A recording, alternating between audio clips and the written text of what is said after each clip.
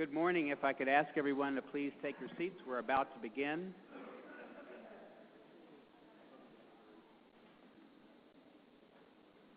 Hopefully you can find a seat.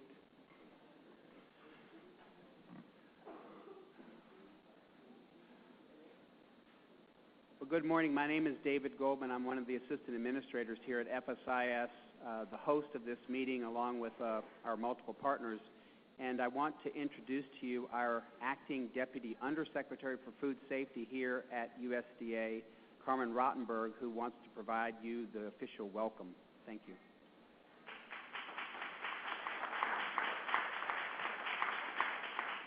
Thank you, David. I want to thank all of you for coming here today, and also for those of you who are participating by the webinar. This has been a busy week in the life of the agency. We have had the privilege of hosting 2 public meetings about really important information that furthers our public health goals and really shows the deep levels of collaboration that we have with our public health partners. As we've heard the last couple of days, whole genome sequencing technology has become a routine part of the NARM surveillance to screen for resistant genes and enteric bacteria. And as you all know, whole genome sequencing is now regularly used in outbreak investigations, but always in the context of other available evidence. Many of you that are in the industry have been asking us for this to have a meeting like this for the last year and a half, and we have a really robust agenda to go through with you, with really talented scientists and really folks from all areas where whole genome sequencing touches. We at FSIS have nearly completed building our own whole genome sequencing capacity, and we do intend to have WGS fully implemented into the sampling programs this fiscal year. So the timing of this meeting is appropriate, and there's been an incredible amount of work on behalf of the agencies to put this together, and I just want to thank all of the folks who have worked on that.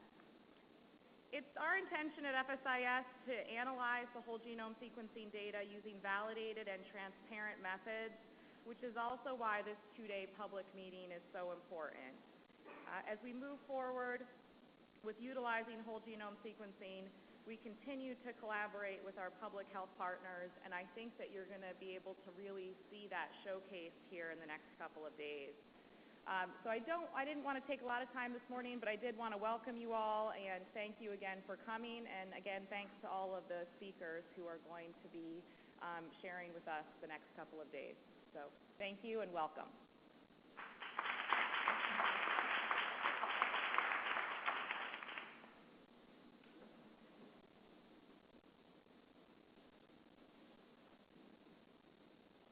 Well, good morning again. And before we start, I'd like to kind of do a few housekeeping things. No, are we good? Okay. Can you see me? All right, so couple things. No food or drinks are allowed here. Number 2, you have your restrooms on this side in the 5th wing, and the cafeteria is in the 3rd wing. So you have the reception over there. You have any questions, please feel free to ask for help. Now, all the time, those who are non-fed should have your badges when you are moving around in the building. With that, just want to say this is a exciting time, and especially this meeting is very important. And like Carmen said, we are in a phase here where technology has come to a level where we can think of inserting some components of that possibly into the regulatory process. And later on, you will see from various speakers where we are today, where we will be in 5 years, where we go in 10 years, and how this technology can take us or help us go to our 2030 goals potentially. So we have a lineup of speakers who will basically take you through what is whole genome sequencing and what it can do and how it can take us where we want to be. What is whole genome sequencing and risk connection? And many topics which are of interest as well as where you need clarity in terms of moving forward. So we have 3 speakers in the first module, and that is called Setting the Stage. And these 3 speakers will basically lay the ground for you. The first speaker we have is Martin Widman from Cornell. The second speaker we have is David Galley from Rosslyn Institute, UK. And Norval Strachan is our third speaker, who will be talking about risk and WGS. Now, Norval and David have traveled, so if they are sleepy at times, just kind of bear with them because they have 6 hours of jet lag, okay? For having said that, a couple of things to keep in mind. We have there are two units here. One is for you guys here. The second is where it's a webinar, so your speeches are streamed, the slides are being streamed. And keep in mind, please speak in the speakers so people online can also hear you very clearly. Now, we don't have a clicker yet, so what you have to do, the speakers, is just indicate to our wonderful folks here, and they will change the slides for you, okay? For having said that, over to Martin. Thank you. Morning, everyone. So what I'm going to do is give sort of a general overview of whole genome sequencing. Next slide, please. What I want to emphasize before we get started on more of the details is that we really need to look at whole genome sequencing and omics tools in a grander context of what might be actually pretty disruptional technology changes in food safety. And I'm going to call the place that we're going to go to precision food safety. It's not very innovative, but I think what I'm going to try to sort of impress on you is we can't look at whole genome sequencing technologies by itself. We need to look at it in terms of the other changes in tools and technologies that we will have available to assure food safety, and how these tools will help us to improve food safety, from improved outbreak detection to improved source tracking, improved identification and detection of pathogens, and will help us to move from a typically reactive approach to a much more proactive but ultimately predictive approach. Some of the other tools that are important in this framework are really the ideas of machine learning, artificial intelligence, GIS, so global information systems type technologies that will give us this greater precision in food safety, and it will work along with whole genome sequencing. Next slide. So here's what I'm going to run through today. I'm going to provide a brief overview and then go over a few case studies or a few areas where whole genome sequencing already has a considerable impact or will continue to have a major impact. Next slide. So the reason here, and so first I'm going to just go over some sequencing technology, data analytics at a sort of very high level to set us all up at the same page.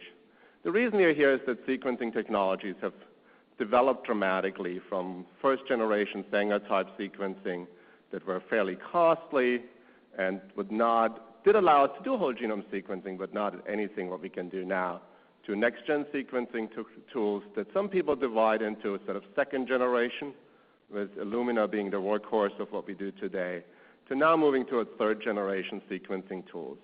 And these are the tools that allow us to do large-scale whole genome sequencing, but they also are used for applications in food safety that are actually not whole genome sequencing. People sometimes use WGS and NGS, next-gen sequencing, interchangeable, but I'm going to try to separate that out a little bit for you. Next slide. The innovations we see, and we're going to continue to see, are probably best illustrated with this picture, where we're not just going to scale down cost, but also scale down size of the equipment. This is a picture of the mini-ion or minion, however you want to pronounce it, which is really where I see and think a lot of others see the future of whole genome sequencing. That's miniaturized to a spot where we can get sequence data more quickly with smaller equipment and continuing reduced cost. So this is sort of the future, and you can see the scale of this sequencing equipment here. Next slide. So as I said, whole genome sequencing has been performed with traditional sequencing, but the workhorse now are these next-gen sequencing tools. But the important thing is that next-gen sequencing can be used for other applications. And some examples of there are metagenomics, which I will quickly touch on. where you basically can sequence all DNA found in a sample. All genetic material, just take it all and sequence it. You can also use these same tools to highly parallel sequence many genes at the same time. We're used to PCRing one gene and sequencing it. You can do highly parallel sequencing. That can address some of the issues with whole genome sequencing, that we're going to get hits. We get information that we don't know what to do with, so we can target hundreds or thousands of genes and really only look for predefined targets. And then we move into the area of RNA sequencing, where you don't sequence all DNA, but you actually sequence RNA. RNA is an unstable genetic material. It's not consistently unstable, but it might give us some better ideas of what these organisms do and may also help us in some cases differentiate live and dead organisms. So these are all applications of next-gen sequencing, but they're not whole genome sequencing per se. Next slide. I'm going to move a little bit into the data analytics now, focusing really on application of whole genome sequencing to bacterial genomes. Can be used for parasites, can be used for viruses, but the main application that I want to emphasize is really whole genome sequencing of bacteria. So the average bacterial genomes that are relevant to food safety range somewhere from 2 to 10 million bases per organism. So that's the range of what we deal with. If we look at bacterial genomes, we typically can differentiate the genomes in terms of a core genome. So if you take something like Listeria, these are the genes that are found in all Listeria monocytogenes, and the accessory genome. These are hundreds, thousands of genes that are found in some Listeria or some organisms, but not others. These can play very important roles because they might provide antimicrobial resistance, as was mentioned before, but at least in a number of the analysis we use, we may ignore and not use that information. So this is a set of data that can provide some very valuable information that may not always, and I emphasize not always, be used. Also, a question that always comes up, so you scientists call this whole genome sequencing. Do you really sequence the whole genome? And the reality is we sequence the whole genome, but we don't assemble the whole genome. So very often there are certain pieces of the genome that are missing for a variety of reasons, including genes that you have repeated multiple times. So yes, it is not the whole genome that we analyze, even though we call it whole genome sequencing. Next slide. So as we look at sequencing, so we have this 2 to 10 million base pair genomes. As we sequence it, it's basically a giant puzzle. We take this genome, cut it into small pieces. This is what you see on the top.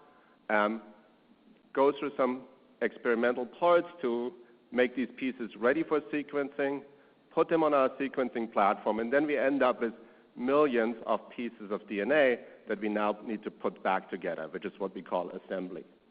There are two different, broadly speaking, there are two different approaches to it.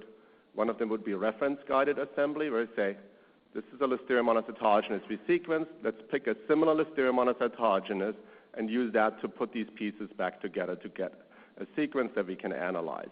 Now, we can also analyze these snippets by itself, but in most cases, at some point at least, we're going to do some sort of assembly. And you can do a de novo assembly, where you put the pieces together without that sort of template reference guiding, and that obviously relies on more massive computational power. Both of these tools are used. They have pros and cons. I'm not going to get into all the details of it, but often it's a combination of the two of them that are used. Different approaches to assembly, but typically they will lead us very, very similar answers. Next slide. The big discussion, and when we talk about whole genome sequencing, what most people look at really as an output is single nucleotide polymorphisms, SNPs. And I'm sort of simply going to explain those. In this picture is what we're really looking at here is a difference of one A, C, T, and G. As you see in the top, we might have one sequence that has a C, the other one that has a G, and if you have that over 3 million nucleotides of Listeria, you say these two Listeria differ by one SNP. Now, there's a similar difference, or another difference that you can find between two genomes that is also important as we look at the different analyses used, which are insertion or deletions, indels. And we call them indels because you really don't know whether this C in the sequence on the top was deleted and therefore got us to the reference, or whether the reference acquired it. So it could be an insertion, it could be a deletion. It's a chicken and egg question. When we have these differences, they're often referred to as single nucleotide variants. as opposed to SNPs because it's a variant, but it's not a polymorphism. So if you hear people talk about SNPs, it typically does not include indels unless people use the nomenclature somewhat imprecisely. Next slide.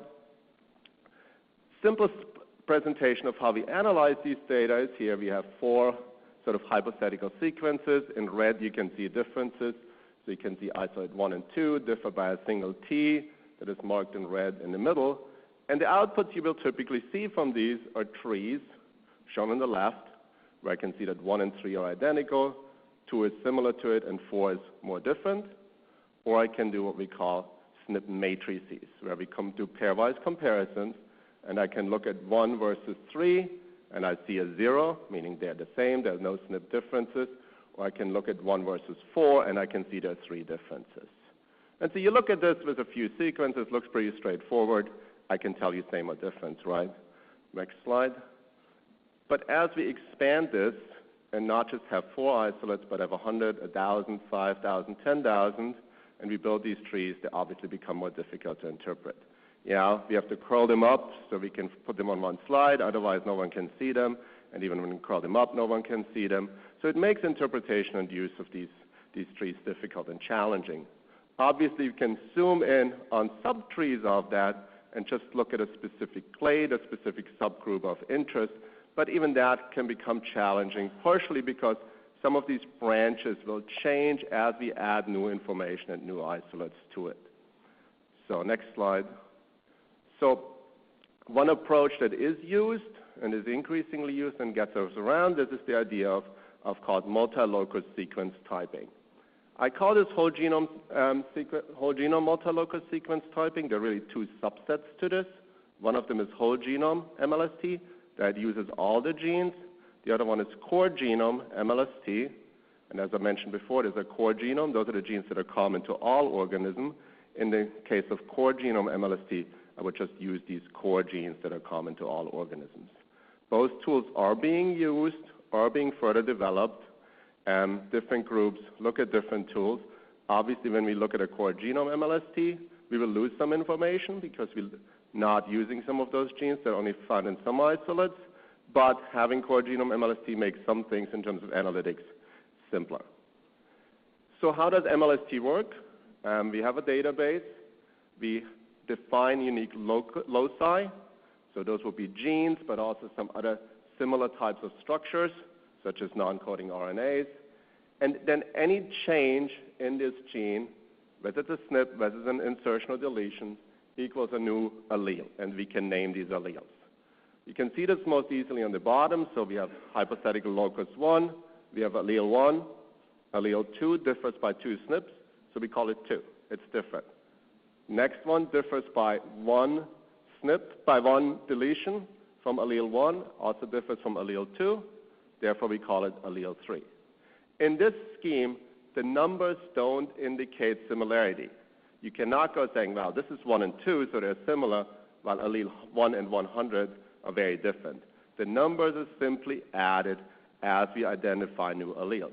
So 1 and 2 can be very different, and 1 and 100 might only differ by 1 indel. Next slide. So what we can then do at a larger scale, and what is done at a larger scale, is we put all these data together. I've got your hypothetical 3 isolates, A, B, C. I got your number of loci. So locus 1, all 3 isolates are the same. Locus 2, isolate C is different, so it's named number 2. Same thing for locus 2005. And we then look at all of them together. So if 2 isolates are the same at all of these loci, they're given one single name, A, or a longer numerical designation. So it takes this massive information, or relatively massive information of whole genome sequencing, and really drills it down to one number or a set of numbers, or as we will hear later, a type of zip code. Okay? And so it really takes this information, at least at a superficial level, makes it much easier to deal with it and compare between labs to tell me same or different. And we can even try to come up with some of these naming schemes to make them so that the similarity of numbers at least gives us some idea how close related those isolates are, just like with zip codes. So these are the 2, high-quality SNP and MLST, are the 2 sort of core tools that are currently predominantly used to really analyze this whole genome sequence data. Next slide. Now, regardless of which method we do, one of the core questions that it comes down to is, so how quickly do two isolates become different? And to me, that's one thing that's at the core of many of the questions. And these are a couple of data sets that were derived on reasonably large data sets to get us at this question. So the first one is a large study on Listeria monocytogenes, which estimates about 2.5 times 10 to the minus 7 substitutions per site, so per nucleotide, per year. What does that mean? We're going to get one SNP differences in the core genome every 2.5 years. That's a reasonably long time for some people, and for evolutionary biologists, it's probably a pretty short time. If we look at core genome MLST types, we say, when does a type become different as this organism multiplies? In Listeria, it takes about 0.2 alleles per year, so that means in 5 years, an organism will change. That obviously has huge and important implications for use of these tools, right? If you have the proverbial goose that flies from Florida to Canada along the flyway and leaves little drops of poop all the way along with salmonella, that salmonella is probably the same all the way along the way. And when it comes back, it's still the same. If we look at a breeder flock in poultry, and we have salmonella in that breeder flock, and that salmonella is transmitted across the chain down to a slaughterhouse and maybe a retail establishment, that salmonella probably could stay the same, and we could find identical salmonella in different locations. And I think that's an important thing that we really need to consider. Another estimate on Salmonella sero, a specific Salmonella serotype, you see it's in the same range of substitution rates that were estimated. So that gives you, Salmonella genome is slightly larger, gives you some of the same ideas. So the challenge here is that evolutionary biologists will talk about most recent common ancestor. That's when two isolates had this most recent common ancestor defined by sequences. Two isolates is one SNP difference. That most recent common ancestor might be 4 or 5 years ago or longer. And that's why we need these tools, along with epidemiology and other evidence, to interpret it. Next slide. So here's the summary on the data analysis. Obviously, it does involve many steps, many of which I skipped over. We have considerable advancements in standardization and transparency of those tools, which we'll probably see covered later. We have a number of different approaches for analysis, but in most cases, they will lead us to the very same answer, okay? The other important thing to remember, once you have a whole genome sequence, I can analyze it with high-quality SNP. I can use the same raw data and run a core genome MLST, whole genome MLST, whatever I want to. And the important caveat there is obvious that these analyses establish a recent common ancestors, but do not establish relevant epidemiologic link. They point us into a direction. They can help us support some conclusions, but recent common ancestor, at least in my book, does not equal cause and effect. Next slide. And so now I'm going to move just through some of the sort of areas where whole genome sequence had significant impact. And the first foremost is obviously outbreak detection. Next slide. And we've had PulseNet, where we use basically barcode type fingerprints to track foodborne diseases, to do surveillance for a long time. Had tremendous impact in improving our ability to detect foodborne disease outbreaks, which I presume we'll hear more about later. Next slide.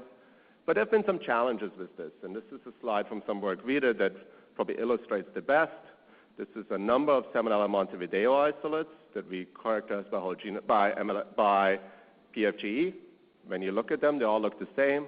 Only problem was that some isolates came from pistachios in California, and some came from an outbreak that was linked to sausage produced at a facility in Rhode Island, and were isolated from the pepper, but they're all the same.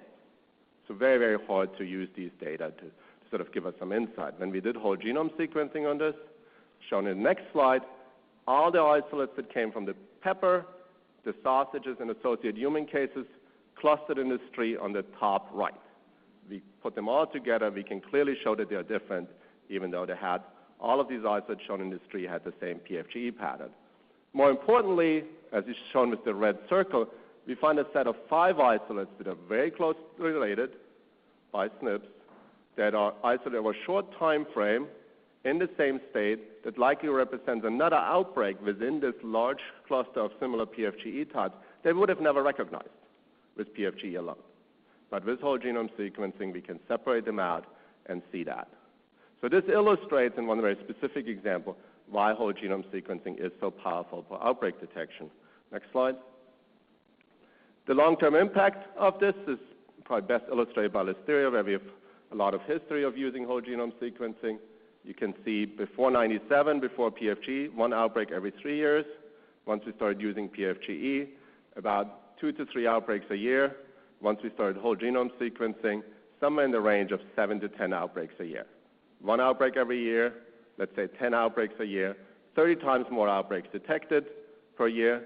It's not that we had more Listeria problems, we simply detected outbreaks better. The important part is that the size of the average outbreak went from about 70 an outbreak to somewhere from 3 to 4 per outbreak with whole genome sequencing today. So we detect more outbreaks, but we detect smaller outbreaks. That means we detect them earlier on. We detect outbreaks that we previously would not have. Next slide. And so obviously this came along with routine implementation of whole genome sequencing in September 2013. Next slide. One other organism where this is going to have a major impact is going to be Salmonella enteritidis. Salmonella enteritidis, about 50% of Salmonella enteritidis have the same PFGE type. PFGE, the routine surveillance method, molecular surveillance method, is not very good at differentiating enteritidis. Once you apply whole genome sequencing to this organism, shown in the next slide, we're going to differentiate these isolates with whole genome sequencing to a point where we now can detect a larger number of clusters and ultimately outbreaks, very similar to what I've shown you in Montevideo. So we're at the beginning of this paradigm shift. We have seen it in Listeria, but I think we will see some tremendous impacts in Salmonella, and I predict Salmonella enteritidis is one of the organisms where we will particularly see these impacts, but also other Salmonella serotypes. In addition to better detection of outbreaks, whole genome sequencing also provides tremendous opportunity for better trace back in food processing plants that can be used by both industry, but also is used by regulatory agencies. One early example of this that actually goes along well with this sort of data on SNP differences was some work we did in collaboration with CDC, published in 2008, where we actually sequenced Listeria monocytogenes from a listeriosis case and a listeriosis outbreak that happened 12 years apart, but were linked to the same facility. We sequenced Listeria monocytogenes from those 2 years, and we found that at least some of the 1988 and 2000 isolates, 12 years apart, differed by a single SNP. Very stable, probably because this was a ready-to-eat food processing facility, survived in this facility over time and differed and changed very little over that time. Now, if you apply this to processing facilities, and this is an example of non-whole genome sequence-based data, but it illustrates the point, you can see with subtyping, and here we color different subtypes, or provide different subtypes in different colors, you can in this picture see, which is a 2-year surveillance of a processing facility, that we have a very specific Listeria shown in green, more or less survive in this facility over 2 years. That's obviously a challenge, and if you do proper root cause analysis in this case, we could trace back the persistence of this Listeria monocytogenes to a very specific location in the facility, which ended up being floor mats, which obviously provided us with the opportunity to just remove these floor mats and see whether our hypothesis was right. And lo and behold, once we removed these floor mats, that type of Listeria was not found in the facility over a 6-month follow-up. So it shows the power of using whole genome sequencing and subtyping data to trace back identified sources, whether it's in a facility or throughout a supply chain. Now, that obviously is one thing that, causes some people concern and heartaches and headaches, right? And this is sort of the hypothetical case scenario I want to talk through if we take this to the next step. Let's say you have a facility that has a Listeria monocytogenes positive in a finished product, 1 day's production. Typically, you end up with a recall of 1 lot that was produced that day. Let's say 11 months later, you have another positive in the same facility, a different type of product, Listeria monocytogenes again. Now you're sort of in a tougher spot. It's like it could be a repeat positive with the same subtype. It could be a separate issue. If you now have whole genome sequence data in the January and December isolate matched by whole genome sequencing, and let's assume 0 differences, that will lead you down the conclusion that that Listeria monocytogenes probably, perhaps, persisted in that facility. Obviously, you need some additional information. Obviously, it could be reintroduction in that facility. but a conclusion that some people could draw and might draw is that any of the food produced between January and December was produced under unhygienic conditions. If I'm going to reintroduce the same Listeria time after time, is that a food processing facility that's under control? That's arguable, right? The challenge then becomes when we take this sort of information and extrapolate to non-ready-to-eat foods, let's for argument's say raw poultry or raw meat, where we now can have reintroduction. Salmonella is endemic, found regularly in poultry farms potentially, in dairy farms where we get ground beef, and so it could be truly reintroduction, so it could not be an issue with the facility, but it could upstream. So it illustrates that we can't just extrapolate from ready-to-eat facility to non-ready-to-eat facility. We need to consider the overall supply chain as we interpret these data and really do our epidemiological investigations, even when we're just talking about food contamination, not human disease cases. The next one I want to move to is how we use whole genome sequencing to better understand and define pathogens. Next slide. Oops. So the case study on this one is something that some of you may be familiar. Large recall of Fonterra because they found Clostridium botulinum in their powder. The story there was that after 4 or 6 weeks later, they suddenly discovered it wasn't Clostridium botulinum. It was actually Clostridium sporogenes. How did they identify that? Ultimately, probably is whole genome sequencing. The challenge here is that Clostridium botulinum and Clostridium sporogenes are very, very similar. Unless you do PCRs or mouse experiments, you cannot differentiate them. If you use whole genome sequencing, you can differentiate these close related organisms very quickly, very easily. This is not just a one-time deal. We published this paper recently where we had a similar incidence. We found a Clostridium species that some people could have worried about being Clostridium botulinum. We sequenced this, actually found it was a new species that fell somewhere in the proximity of sporogenes and botulinum. It's a great tool to rapidly differentiate organisms and give us better species classification or classification into pathogen or not. This doesn't just apply to Clostridium. Same issue with Bacillus, Bacillus cereus, Bacillus anthracis, Bacillus thuringiensis, group of close related organisms, difficult to differentiate, but with whole genome sequencing we can differentiate them quickly and decide food safety hazard, yes or no, and sometimes obviously it's more of a gray zone, but in some of these cases very easy to decide, but only if you use these tools. Now where it's going to get more exciting than just taking existing pathogens saying, is it one or is it not, if we now apply these tools to known pathogen groups, say Listeria monocytogenes, and say, are all Listeria monocytogenes the same, or can we differentiate different subgroups that are less likely to cause disease? This work on Listeria monocytogenes I'm showing you here was actually built on some initial work where we found certain subtypes of Listeria that were not defined by whole genome sequencing, that were very common in food, about 30% of food isolates, but very rare in human isolates, about 2% of human isolates. The question was, why these isolates show up in food but not humans? When we looked at DNA sequence data, we could identify a mutation in one key gene in Listeria, internalin A, which allows Listeria to attach to human cells. These Listeria, which were found commonly in food, rarely in human cases, had a different form of this protein that now did not allow Listeria to attach to human cells. Therefore, they were much less likely to cause human disease. So now we can take a known pathogen and say they're not all the same hazard. There are considerable differences, and we beat this horse to death with a number of studies, including animal experiments, et cetera, to show that these Listeria are about 1,000-fold less likely to cause human disease. So tremendous improvements there. It doesn't stop at Listeria. Here's an example of Salmonella, Salmonella sero, which is an organism that's very common in cattle, as shown here. We never found it, rarely or almost never found it in human cases. Performed whole genome sequencing on Salmonella sero, identified a number of mutations in very specific genes that are important for this organism to cause human disease. Mutations there probably means it can't cause human disease, consistent between epidemiology and whole genome sequencing, much less likely to cause human disease. So we can use these tools in hazard characterization and say, not all Salmonella are the same. Some of them we can define probably pretty well that they're a reduced human health hazard. So that's another of the great applications that might be a little bit more in the future, but I think are very important. And what I want to end up with is metagenomics. So now we're not sequencing whole genomes, but sequencing all the DNA in an organism.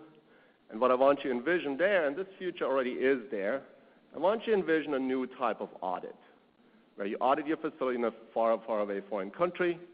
You collect samples of an ingredient that you source, for example, pepper. You characterize them. And then your incoming lots are characterized at regular intervals with that same type of analysis to just find out whether what you're getting is similar to what was in that facility, was produced in that facility when you did an audit. And what you might end up there, and this is a hypothetical example, is these could be your 4 samples that collected during the audit. You get different bacterial species in them. You get a bacterial species profile. This is your first lot that comes into your plant, looks similar. This is your next lot that comes into your facility to test, but then you suddenly get this lot of pepper. Looks different, right? So obviously something is different. We don't know whether it's a food safety hazard or not, but we know it's a significant deviation. Is our audit for that facility still valid, or do we need to re-audit that facility? Need to know what's going on. We could look at these data, but we can also use advanced tools such as machine learning to define those deviations. That's where the future is. So that's where future application of whole genome sequencing and next-gen sequencing will go. So where are the challenges, which is obviously one of the reasons we are here? I outlined most of them, but I'm going to try to summarize them. One key challenge is obviously that we can find bacteria with very few or no SNP differences in different locations, food and food-associated environments. WGS rarely will give the final answer. It will point us to a certain point, but we need epidemiology, we need other evidence, and the evidence needs to be combined. How do we combine that evidence? Very often this might require new tools. Right now it's preponderance of evidence. We find an unhygienic facility, we find a whole genome sequence match, we find this and we find that, but I think some of these new tools of artificial intelligence and machine learning potentially can help us to better combine these pieces of evidence. Another challenge with metagenomics is that it detects both live and dead cells. Is presence of certain genes a public health hazard? If you find an antimicrobial resistance gene in a food, but I don't know if it's in a live organism or even in a pathogen, do I need to worry about? We may need new risk assessments for presence of genes. And then obviously, still considerable uncertainty around data interpretation, different data analysis approaches, and these affect industries' willingness and ability to use those tools where they probably should use them. They find 2 Listeria monocytogenes, 12-month support in their facility. They should use the best tools to find out whether it's the same Listeria or not. In the current climate, sometimes people are afraid to use those tools. One of my ideas might be that it might be time for a moratorium where we simply allow industry to use these data, not with the fear of having these data required to turn over to agencies, but be able to use them themselves to figure out how they can best use it in their context, and then after a while start to come back to some of the discussions about constant sharing of these data. But that's just one of my opinions. Conclusions, precision food safety is here. Improved outbreak detection, improved surveillance, improved source tracking, and improved bacterial detection due to whole genome sequencing is the new reality. It's happening already, maybe not at the penetration that some of us would like to see, but it's happening already. The roadmap for other uses of whole genome sequencing and next-gen sequencing is less clear. Will metagenomics and whole genome sequencing replace hygiene indicators? I've given you some of these ideas in terms of if we find the same Listeria over time, if we find the same metagenome over time, what does that tell us? Will whole genome sequencing change the approach to defining hazards where we move away from bacterial species, but move to clonal groups, subtypes, presence of genes, presence of mutations to define hazards? Will that give us better information and better risk-based tools for management of food safety? No matter where we're going to go with this, these are new tools that will require new people with new training. So it's going to be very, very important that we train not just food scientists, but everyone to use who works with the food industry and in public health around food safety to use these tools. Thank you very much.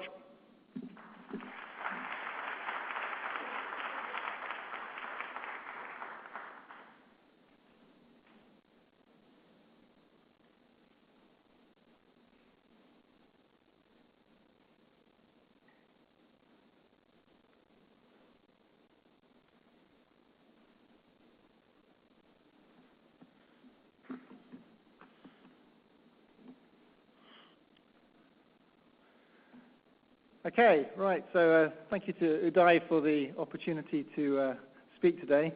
It's been 24 years since I've been in Washington, so it's a long time. I was last here when I was doing a postdoc in North Carolina and drove up here in an old VW Rabbit that kept breaking down, a VW Golf, as it is known everywhere else. So I'm David Galley. I'm based at the Roslin Research Institute, just outside of Edinburgh. Famous for Dolly the sheep. We like to pride ourselves in the fact we have expertise in genetics and genomics in livestock, but there's a whole host of strange microbiologists that hang out there as well and are very interested in the genetics and genomics of bacteria. And certainly that's what I'm going to really carry on the theme of Martin's introduction. I think you're going to get some similar things. I was asked to set the scene predominantly in a One Health perspective, and just really to make the obvious point that in terms of One Health, of course, for food safety, we're very interested in transmission from animals to humans, but also where's the role of the environment in that, and certainly the transient role and the persistent role of the environment in transfer of bacteria. So as you've heard, I'm trying to work out the best way to deliver this without being heard. So the key is that the diversity is understandable from the sequencing. We're getting amazing insights into the diversity of the bacterial world from sequencing. And it's really challenging the whole taxonomy of bacteria, in fact. But it's a beautiful insight into that diversity. The bottom line, as we've already heard, is the precision, where you have an organism that has 5 million bases. We can really look down at differences of just a few in that. And that's way more precision than we've ever had before. So that's absolutely critical. Within that, therefore, as you've heard, we can identify very related organisms and certainly identify subclusters that are more of a threat to human health. And that becomes important for prediction capacity, which is really the second half of my talk and where it will differ from really what Martin's told you so far. The tracking as well, very, very, very important. Not to bear in mind, it's not just a one-way street. We've got plenty of examples of where we're getting flow back from humans to animals. So this becomes very, very interesting and becomes testable and trackable with whole genome sequencing, where we can actually identify flow back into livestock species. We can therefore also, with this precision, identify the origins and vehicles of transmission. Really the key second half of this talk, as I said, will be in how can we use this information to improve prediction value of this information, to actually worry about the risk. Are all subsets a particular same threat to us? And the answer is often no, and we should be able to understand that in more detail using these technologies. And of course, it's not just about tracking whole bacteria. As you've heard as well, we're particularly interested in, at the moment, it's very high on the agenda in terms of antimicrobial resistance genes and being able to identify and attribute really sources for those and transfer of those. And again, that's possible through these technologies. So traditionally, we would have had our microbiology, if we're lucky, and we can actually grow our organisms that we're actually talking about, which we obviously can't for many, but we have our sample, be it directly from the animal or food produce. We can carry out some classic microbiology in the lab and identify our colonies. It's going to take us a little while to maybe determine through subsequent testing, often serotyping, PCRs, additional tests, exactly the subtypes that we're dealing with. And obviously with those bacteria, we can determine antibiotic resistance using sort of standard plating techniques. As we have heard, for whole genome sequencing, we really still need to focus on the first agar plate there. We still need to get hold of our individual isolate and then sequence it, so we know exactly the sequence related to the isolate that we have. To make the obvious point that the more information we can get on the sequences of specific isolates, the more we'll be able to take that information into a database and understand what's present when you analyze samples in a metagenomic way, so where you can go direct to the more complex sample. That's going to be a challenge in terms of the databases and how we share that information, which is going to be critical to how we progress this science. We then have the analysis side, which Martin has described in detail. And in terms of the potential, the idea is here that from the sequence of the organism, we can get obviously what bacteria it is, what subtype, potentially what virulence genes it has, what resistance genes, and really start to fit it into the epidemiology of previous exposure to that organism. So that's fairly obvious. We've had that covered. So a lot of the work that we do in Scotland is based around enterohemorrhagic E. coli, 0157, and I'm going to use that and Salmonella as my two key examples to explain some of the basic and hopefully some of the more futuristic ways of going about this. So just to show on the left here, the kind of orangey thing is a cell. You've got E. coli 0157 colonizing that cell. You've got the concept that it produces sugar toxin, and that's the main pathological determinant in terms of human infection.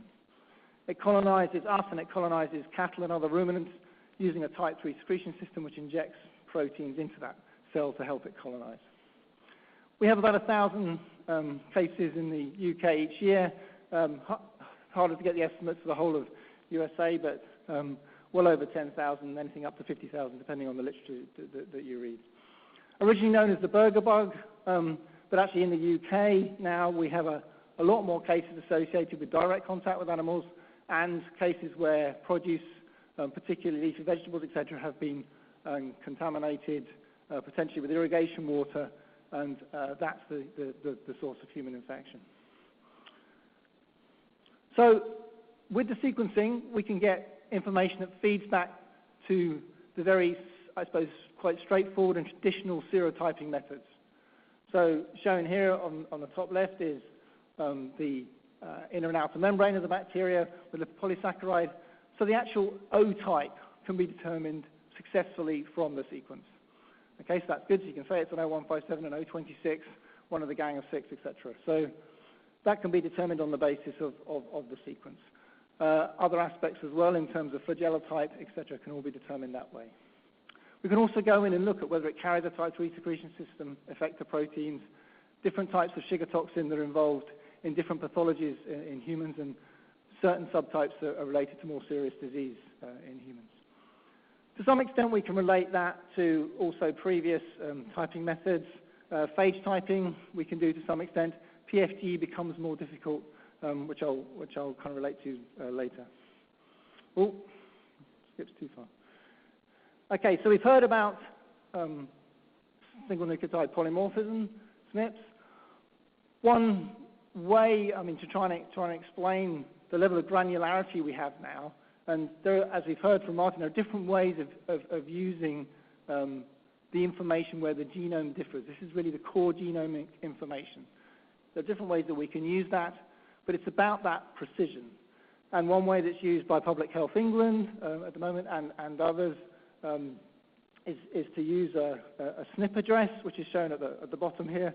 We're starting from the right-hand side.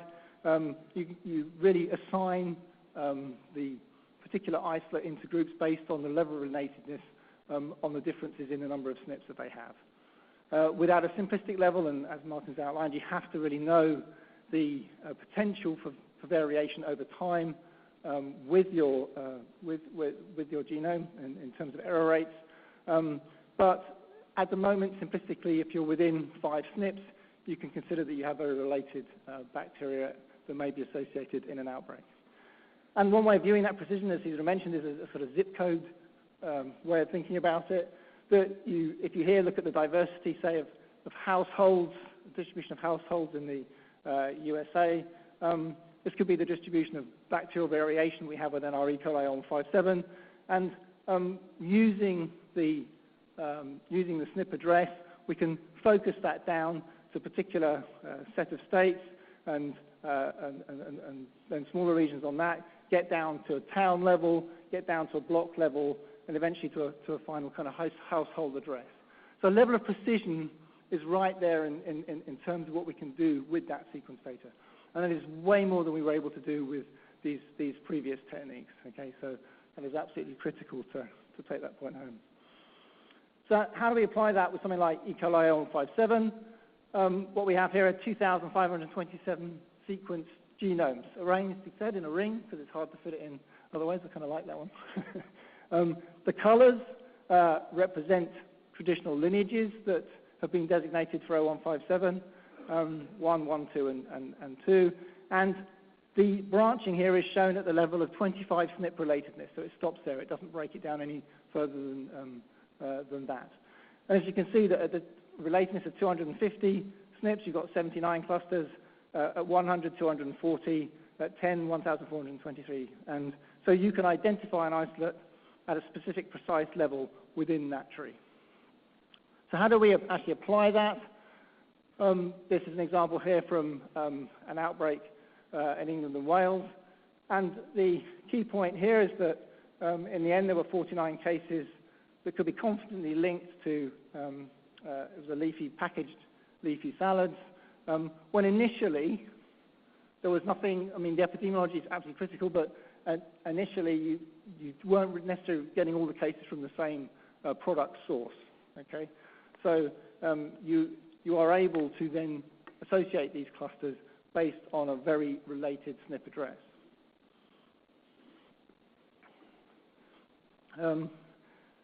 One thing also to say about this is that a year later, there are a number of further cases, this time associated with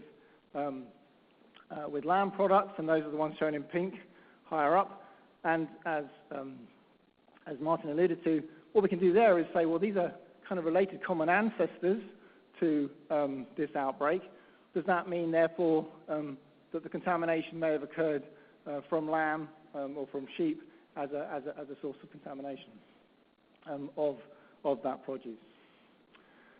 Furthermore, what we're trying to do in the UK is sample from across the country. This is from beef farms, and these locations of the farms that we're sampling, and then we can get our prevalence studies from this. But it also allows us then to begin to associate regions with particular subtypes of 0157. So we're actually getting a sort of locality to particular types.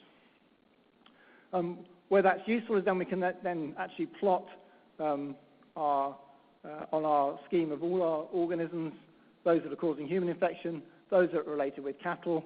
We can understand where they converge, where we're really getting isolates that are coming from our local cattle into human populations. But we can also spot imported infections as well, where we don't have those particular organisms in the local cattle population or the local ruminant population. So it becomes very useful for understanding imported threats versus those that we're generating locally.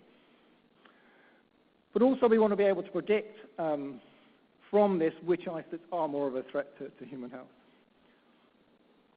As was mentioned, we ideally want to use as much of the information as possible, so not just the core level. We want to make sure that we're using core plus accessory genome, both for that prediction analysis. So this is an example of looking at antibiotic resistance carriers. This is now general E. coli. Okay? This is a project we're involved with in around Lusaka in Zambia, and it's looking at E. coli isolates from cattle, smallholders, and from a human population.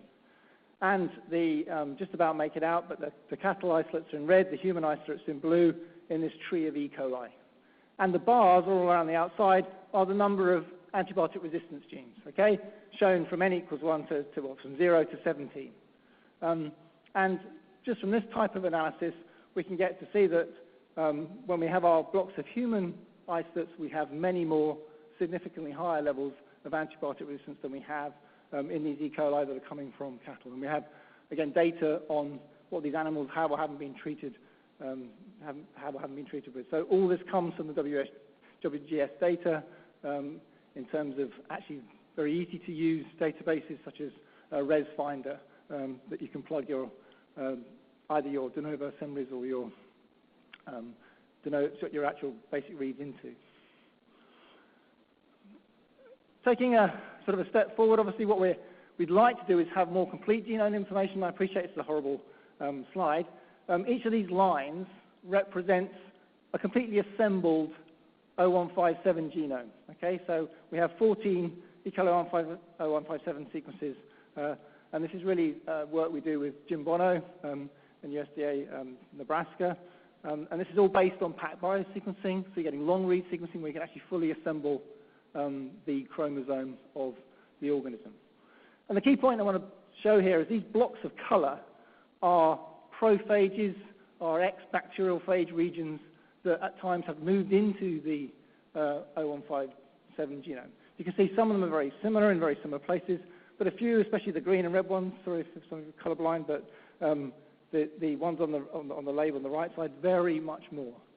We worry about that because these particular prophages carry the toxins that cause serious damage to human health. Now, these are very difficult to actually position and identify using short-read sequences, and so because there are strong similarities between them. So it really helps to have this type of long-read sequence information to really understand the isolates we're dealing with. I mean, examples also of outbreaks that we've had where the number of SNP differences in the core genome might be, say, 5 or 6, but actually the organism over a year, and this is one example I think of was in a restaurant that had 2 outbreaks separated by a year, where the organism had acquired, over the difference in time, a plasmid and had rearranged prophages in its genome. So while at the core level it was very, very similar, it actually had something like an additional 250,000 base pairs of information. So you have to bear that in mind when you're just using core SNP-based information. At another level, we can look at where insertion sequence elements are within the genome, and again, Martin gave some really nice examples of how is the threat the same dependent on mutations that have occurred. Well, here we have an insertion sequence element that has jumped into the sugar toxin 2A gene. This inactivates this, and it means this strain is less of a threat to human health. So this is impossible to spot with short-read sequencing, really, and you have to have the longer-read sequencing to identify it. Okay, so I want to finish off the talk with looking at the potential use of machine learning and prediction of both pathogenesis, zoonotic potential, and host attribution. So machine learning, sort of originally described as the capacity of the computer to learn from experience, i.e. to modify its processing based on newly acquired information. And the first algorithms for this were developed back in the 1930s, so pre-computers. Obviously, you'll be aware that a lot of what you do now, your activity is monitored, right? You are watched. When you type in your searches into a web address, all that's fed back to Google, etc., and they're crunching that, and they're using machine learning approaches to really nail exactly, you need that new Cannondale bike, etc., in your world. It's used to examine changes in patterns for bank fraud. It's used, pattern recognition is obviously used for examining images, for identifying tumors, etc. AlphaGo was recently in the news in terms of DeepMind computer teaches itself to become world's best Go player as well. So watch out. So one of the ways that we've used this recently is a supervised machine learning method, which I'm going to very quickly take you through with these really stolen from the web tutorial. So very simplistically, 2 sets of data, height and weight, and we have data for men and women in this case, okay? So very, very binary system, and we have this training data. So in this methodology, you need training data. So this is our training data, and then you can assign a rule that will best separate that training data based on the information you have, okay? And it's all about getting the rule in the right place in terms of separating, giving you the optimum distance in terms of separating your data. You then come along with, sorry, this is very, very, very fickle. You then come along with your test data. So it's new data you haven't seen before, and you plot that, and then you apply your rule. And the idea here is you then can assign whether you are dealing based just on height or size, in this case, and weight, whether you're dealing with a man or a woman. Okay, it's obviously flawed in that we get very skinny, short guys, clearly. But this is only 2 bits of information. If we now start to think about applying that to hundreds or thousands of genes and the prevalence of those genes or the predicted proteins of those genes across isolates, Then we get into the proper world of multidimensional support vector machine analysis, which is way out of my league, but we use it. And the idea here is you're still able to draw a separating line in that data. Okay, so you're still able to assign A to B, even though you've got very complex patterns of data. And that's the beauty of this supervised machine learning approach. So recently we applied that to looking at 0157 strains across all the lineages. We have a particular problem in the UK on the left there with our lineage 1 isolates, and that's really horrible, really hard to see. But basically the human and the bovine isolates are really mixed up in the lineages. So it really becomes difficult to say if you have an isolate that fits in there, is it more or less likely to be a threat to human health? So we applied a support vector machine process to this, train on a subset, test on the remainder, repeat the process, and obtain statistics for prediction scores. So the left axis here, you're looking at a probability. This is what you actually want to come out with in terms of a prediction capacity. A probability based on an isolate, this is all Illumina sequencing, based on an isolate's whole genome sequence of whether it contains more bovine or more human information in terms of its comparison to the other isolates in those groups. Okay? And you can see here in the green box on the right-hand side, the bovine isolates are on the right. The majority score well for being bovine, but there are a subset that score well into the human zone. And the proposition is that those are the isolates that are more of a concern. They are more of a threat to human health. Okay? To sort of, how can we test this? I mean, you get what you look for, right? So this is really about the sort of concept of it, not necessarily whether it's right or wrong at the moment, but what we can do if we have large amounts of data and actually have the metadata associated with that sequence data. So, for example, I mean, one way we've tested this is to take a look at 2 outbreaks. One was a milk outbreak on the left there, the sort of light blue, and then the pink is a food outbreak. And what you're trying to do there is take the sequences of those isolates and to score them. Now, those that are coming from food or milk or animal, where are they fitting on our 0 to 1 probability score? And you can see that all of those isolates that come from hamburger, cattle, or milk are all scoring high for human, even though they have that animal source.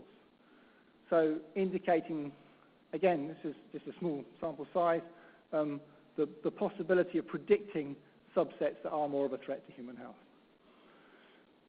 The way we're trying to take this further, and again, complex slide, but this is again using now all E. coli that we can get our hands on. We don't have enough yet. We're nowhere near it. We're just dealing with a few hundred.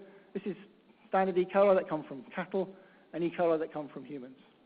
Have the whole genome sequences of those, and then use that same information to try and train the machine to learn, train the computer to come along. If I come along with a new E. coli and say, where does this come from? Does it come from a cow? Does it come from a human? And it will assign red for cattle there and blue for human in terms of the scores. And we can get that about 90% right at the moment based on the small sample set we have. Again, looking on the right-hand side, the black dots are where 0157 fits in that scheme.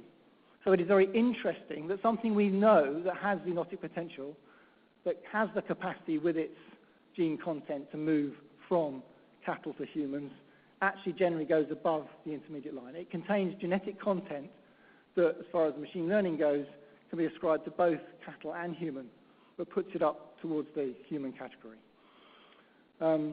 What's interesting is to understand some of the other E. coli in this group and whether they represent zoonotic threat. On the left there, we can plot the scores for the different hosts as a bar graph. Okay, so the bovine score is in red and the human score is in blue. Obviously, this is the very beginning of things. We need phenomenal amounts of data to make this more accurate, but it is a start for this. We can do this as well with the last few slides are on Salmonella, Enterica, Serovar, Typhimurium. We know for obviously Enterica that we have different serovars that are fairly host restricted or very host restricted in different cases. But for Typhimurium, there are known subtypes that are much more associated with human, but it's generally considered an organism that is able to traffic well between hosts, and if we identify Typhimurium, we generally think it has the potentially to cause human disease. So can we apply the same approach to have a look at typhimurium? At the moment, we've got hundreds of isolates across avian, bovine, human, and swine. Obviously, there will be other reservoirs, but we can train support vector machine on this and actually then take samples and test where their host attribution may lie. So what is the likely host for the organism? And you get these very funky kind of looking graphs here. So top left is the score for looking at avian isolates. What's interesting here is you can see that the majority of avian isolates score very well for being avian and actually don't have a lot of other increased color for other hosts. So what we're very interested here is in which hosts are maybe housing typhimurium isolates that have more capacity to move to other animals or colonize us. Okay? Again, wouldn't want to say this is reality, but this is what's possible in terms of thinking about the way this technology can be applied. If you think about taking a water sample and sequence E. coli or salmonella that comes from it, and actually say where do these organisms come from? We can attribute the likely contamination in terms of the whether that's human or whether that's the local farm up the road. So this allows us that degree of prediction, obviously combined with what we already know about the phylogenomics of many of these organisms. So at the moment, we can use the machine learning to predict the host source and potential zoonotic potential. We have to prove it. It's still conceptual. But it's interesting at the moment that the majority of these typhimurium isolates show pretty host-restricted signals. So it is only, again, a small subset that really make it into the human domain in terms of the way the genomic information has been analyzed. And so therefore, potentially only specific subsets are a risk to human health. With larger data sets, this type of approach can inform us of where human infections originate from to inform risk assessments. What we now need to do is go back and ask exactly which genes, which combinations are being used to make these decisions so we can understand the biology behind this type of prediction. Okay, so in summary, as you heard from Martin as well, whole genome sequencing is very powerful. It offers, it's that word we're all kind of using at the moment, transformative in terms of its capacity to track infections and trace sources of bacteria. Considerable information can be extracted from whole genome sequencing, including basic taxonomy, identification of virulence genes, and AMR genes. And this helps determine the threat represented by isolates. But again, as the technology improves, the longer read sequencing will give us even more potential to be specific about this. But at the moment, the costs are very high still for that. So that's really where the short read sequencing can be bolstered by long read methods to more accurately assemble the genome and predict these phenotypes. The issues really are around getting hold of data related to the sequences. And I completely understand that many in the industry, it's really, should we release the information? How do we use it? Do we use it ourselves? The more information we can have, the more sequence information, the more related to human disease, the more related to which animal it comes from, time of isolation, place of isolation, can really transform our capacity to be precise about this understanding. And there are amazing bacterial collections at the moment that are now being sequenced. And as we go forward, that information will be there. But again, we're only scratching the surface of the diversity that's out there. And then the obvious point that the more that we have in those databases individual isolate sequences, the better the metagenomic approaches can be. And that's certainly to sort of reiterate what Martin said in terms of the capacity of the metagenomics as the costs come down.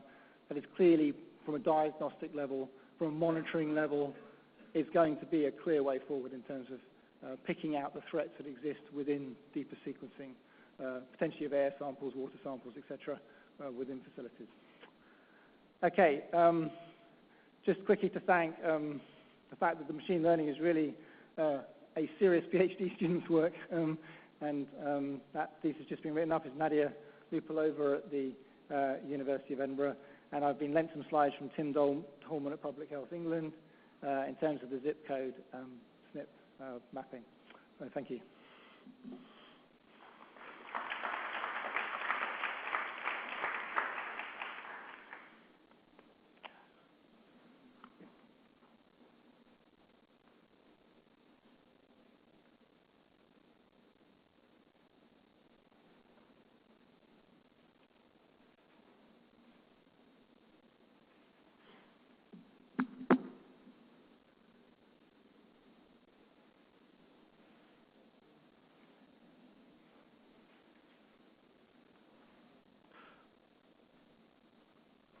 Okay, right. Thanks very much for inviting me to speak today.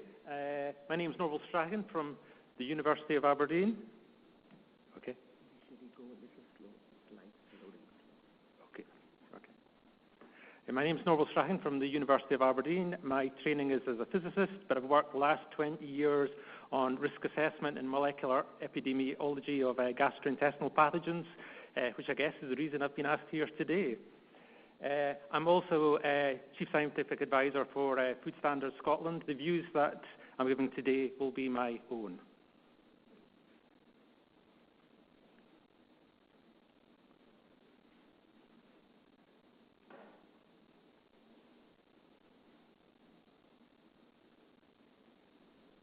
Okay, so in terms of talk, what I want to do is I want to outline what risk assessment is and the way I understand it and the way it's drafted out roughly by Codex.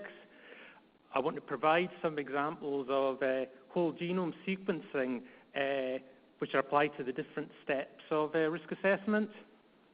And then the final part, which I want to speak about, to say a little bit about source attribution, how this relates to risk assessment, and basically how we can use whole genome sequencing to help us with that.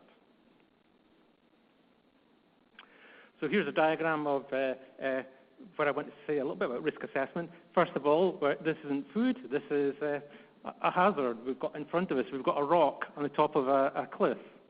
Okay, so because that rock can cause us some damage if it falls from that height, the rock's a hazard. So hazard is something that causes a negative impact, particularly in our case, we're considering health.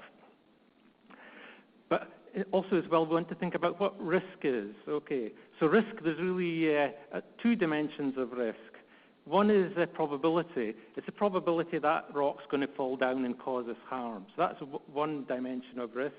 The other dimension of risk is the severity of risk. So that's a pretty large rock, and it fell in my head, I think I wouldn't get up from that, so it'd probably kill me. If it's a much smaller rock, yeah, maybe I might survive that. So we need to think about severity as well. And so what risk assessment is it's looking at the hazards in a technical, scientific way, looking at the knowledge associated with that to determine what the risk is. Okay, so we'll move on to something which is a bit more in our topic area. So I've got a picture there of a beef burger, and it's a rare beef burger. Okay, so you can think about what the hazard that might be associated with that. So, for example, E. coli 0157 could be a hazard associated with that rare beef burger. The vehicle is of course, the beef burger itself. So the hazard is a biological agent in a food with the potential to cause an adverse health effect. Right, so in terms of thinking about the risk associated with that, we try and think if we eat that beef burger, what's the probability of us falling ill from consuming the beef burger, which may or may not have that hazard in that. And then the second aspect is the severity as well. So if we fall ill, how ill will we fall? Will we have, if it's 0157, we could have hemorrhagic uremic syndrome, or perhaps we could have mild diarrhea, perhaps. So that's the two aspects.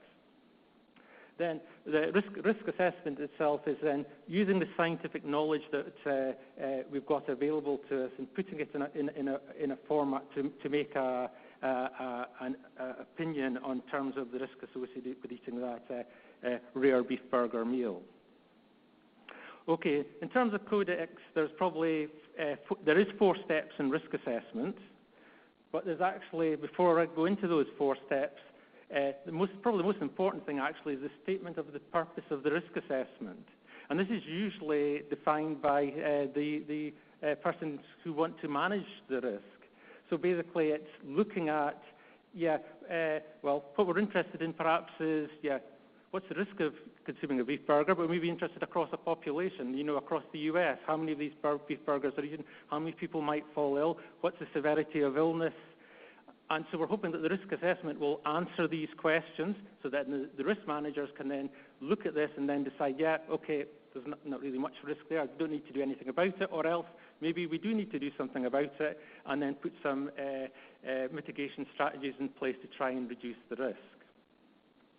So risk assessment itself is 4 steps associated with that. There's hazard identification, which has already been mentioned, so identifying the hazard, but in this case it's the, say, the E. coli 157 in the bug.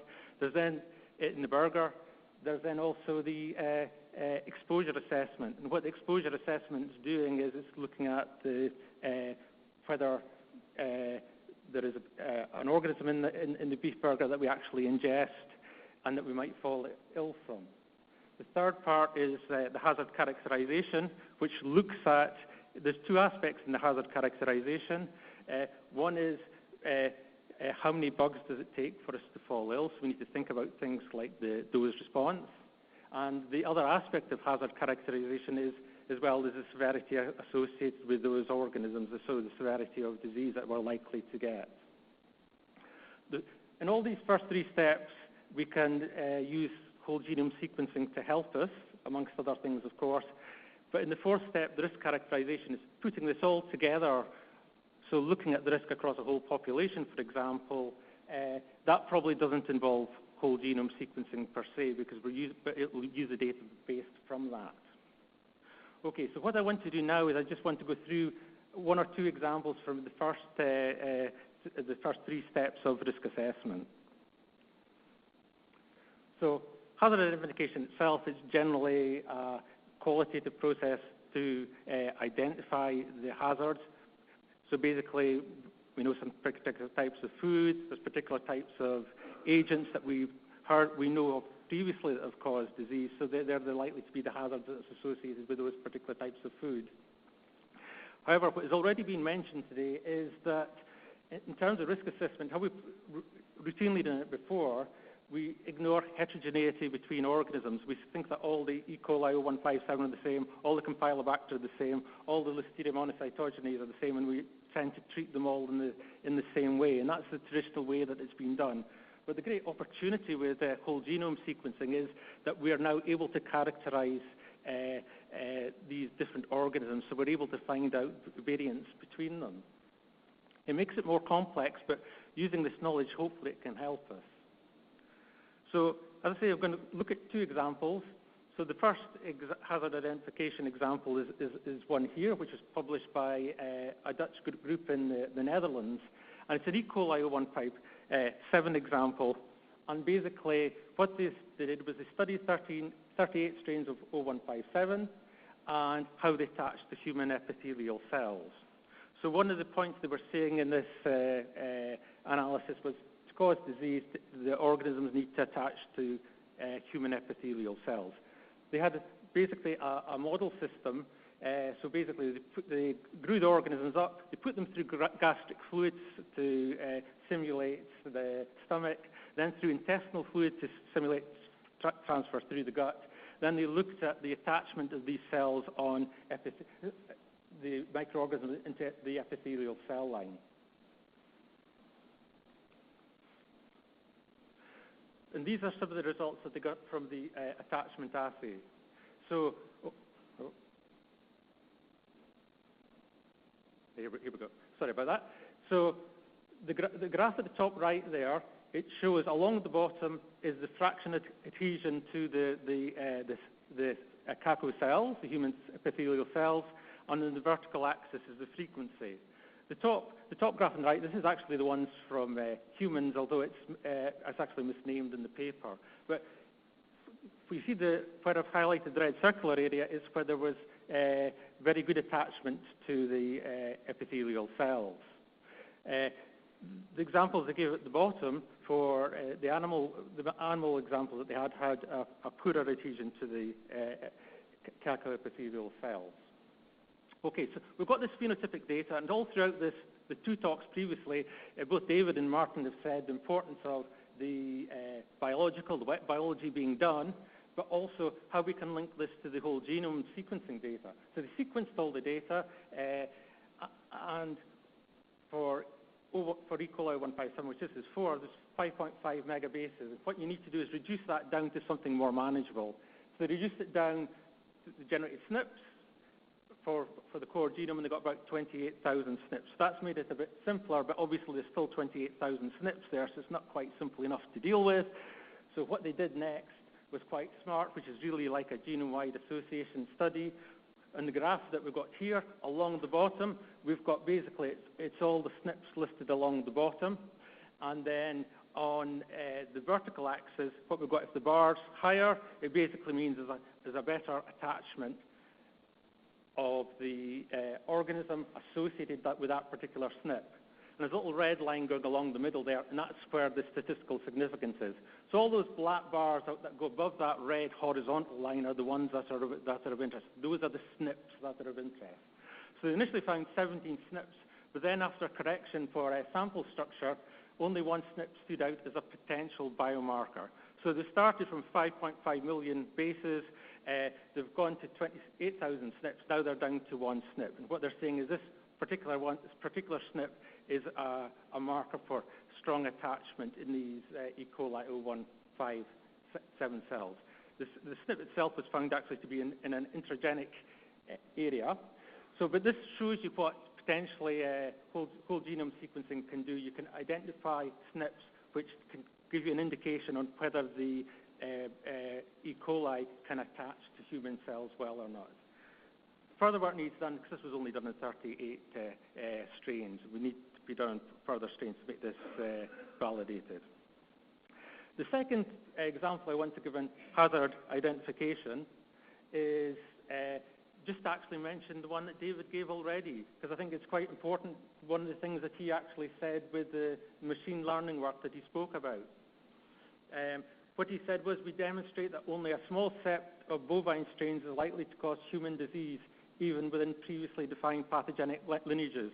Now, if I remember rightly, within the paper, it's about 1 in 9 of the strains that he tested were likely to be pathogenic. So this is telling us that, you know, although 0157 potentially are not pathogenic to humans, maybe only 1 in 9 are, and that's important in terms of taking into risk assessment calculations. So thanks for that, David. You did all the hard work describing that example for me. I want to go on now say a little bit more about exposure assessment and give an example associated with exposure assessment. And we're going to go back to Listeria for this example. And so what you can think about looking at production of dairy products. So you can imagine that Listeria can get into dairy products, maybe contaminate the milk in the dairy itself. And then we've got a number of steps. So there's a heat processing step in terms of pasteurization. Then it gets packaged, maybe made into various different products, sent to the supermarket, and then it's eaten and consumed by humans.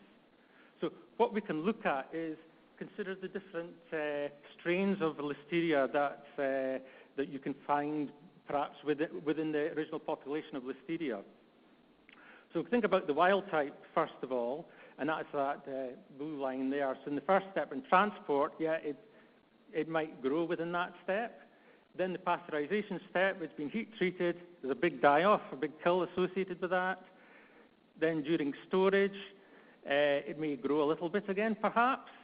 And then through stomach passage, because we've got low pH there, then it may die off. So this may be a typical Listeria strain, which goes through this pattern. So throughout the process, there's considerable die-off. However, that's the wild type. What we can think about is the resistant type. And what you'll see in the graph here, the resistant type, it starts at a much lower concentration on the left-hand side there, shown in red. Maybe grows a little bit during transport, but in terms of pasteurization, the die-off may not be so much because it's resistant to heat. Storage, it could increase a bit, perhaps. And stomach passage may also be resistant to pH. So what you end up with is actually quite a lot more of the resistant type being present at the end of the process compared to the wild type of Listeria. So looking at this in a little bit more detail in an example that was given in the literature, what we can do now is we can just look at the graph here generated by Metzler, and this is just a pH example of that. So they've got Listeria, a culture of Listeria, which they've grown up to a high level, and they then put it into liquid medium, which is at pH 3.5, So acid for a considerable period, up to a considerable period of time, up to 200 minutes. So to start off with, there's a big die-off. Okay, and that big die-off is from those wild-type strains which are sensitive to pH. But then there's this long tail, and this long tail, what you find in the long tail is the resistant strains, and those are the resistant strains that are surviving. And actually recultured the organisms from the resistant, from the tail, and 23% of them were stable resistant. This is all very interesting, but what we need to think about now is how whole genome sequencing can help us with that. So what they did, they sequenced the resistant strains, and they sequenced the wild type, the ones that were non-resistant. And so we have this here in this graph here. So at the very top, we've got the wild type, and below we've got all the resistant strains. And this here is a bit of a sequence which is upstream from the RSPU gene, which is associated with stress tolerance within other organisms. And what they found in the ones that were resistant, they found a number of different mutations in this upstream region. And the hypothesis is that these mutations are causing the strains to be able to obtain resistance. So what would be interesting is to look at this group of strains, is to look across a population to see if this is a common thing across in terms of the human population, and also if you find strains within a particular product, to look to see if they are resistant, if they have this mutation as a biomarker to look for that. Okay, what I want to say very briefly is a little bit about an example on exposure assessment in metagenomics. And again, Martin's mentioned very nicely a bit about metagenomics. The thing about most microbiology studies that have been done previously, that they're based on culture. We can only culture some of the organisms, not them all, and this leads to biases. And of course, in the real world as well, there are always a community of organisms tend to be present. So metagenomics allows culture-independent analysis of microbiological populations. So there are strengths and weaknesses with metagenomics. Martin outlined them, but I don't want to go into that here. I just want to go into the one particular example. And this example is an example from, which is going to be from cheese. So what we have is our sample, and so it could be human or whatever, but we're going to speak about cheese. We're going to extract the DNA or RNA, and in the particular example I'm going to think about is extracting the 16S, extracting an RNA, and from that doing 16S RNA sequencing. And from that, what you can do is you can, on the bottom left-hand side there's a very small graph which basically shows, identifies the species and relative frequencies of the microorganisms that are within your sample. Okay, so we do that, and so this is done for an example in terms of Italian cheese, and what we find is what we've got shown here is on the left-hand side, we've got a list of all the organisms or families of organisms that are found. And these are repeated along the diagonal on the right-hand side. And one of the interesting things with this is what you can do is you can work out which organisms occur together and which organisms do not occur together. So if they occur together, they're a red dot. If they don't occur together, they're a blue dot. If it's somewhere in between the colors, in between yellow, blue, light blue, white, and so on. And what I've highlighted here is for Listeria here. And what we've got is we're looking at Listeria species along the horizontal, and what you can see, lots of blue dots. So it's organisms that occur together with Listeria. And the other vertical arrow that I put down is Lactobacillus brevis. So it's very common in this type of cheese to have Listeria with Lactobacillus brevis. They tend to occur together in this type of cheese. Ideally, what we're wanting is actually red dots there where there's exclusion. Because if there are red dots, what that means is that maybe that organism, the organism Listeria is maybe competing with, is producing some compound that's inhibiting it. So that's what we'd ideally be looking for. And if you're able to find those sorts of organisms, what you might be able to do in your starter culture, for example, is include those organisms so that they are then in your cheese. So you're then designing a product which is less likely to have, is going to inhibit out any Listeria that might be present. So this is an example of using metagenomics where there is a potential for it to help in the design of food products. Okay, I say a little bit about hazard characterization now. And so as I mentioned previously, at hazard characterization, there are two aspects to it. There's the dose response, and there's also the severity in terms of the human response. Okay, so the dose response is about to do with the ingestion of the pathogen and colonization associated with that. We've got a graph on the right-hand side there. What I want to show here is just that there's a large variation in dose response. This happens to be for 0157, but you get fairly similar things for other organisms as well. We've got dose along the bottom, and we've got probability of illness on the vertical axis. There are a number of circular dots in that, and they represent outbreaks. So, for example, the dot at the top right-hand side there was a dose that the people had in this outbreak of between 10 to 4 and 10 to 5 organisms, and 80% of the people fell ill. But you can see there's a lot of variation. This is from a number of outbreaks from different parts of the world, but all associated with E. coli 0157. The best dose response model fits through the 0.501 in the middle there, but you can see a huge range. So there's a huge variation that's involved due to differences in the E. coli itself, but also there will be differences in the human cases as well, because we know humans have different susceptibilities if you're young or immunocompromised and so on.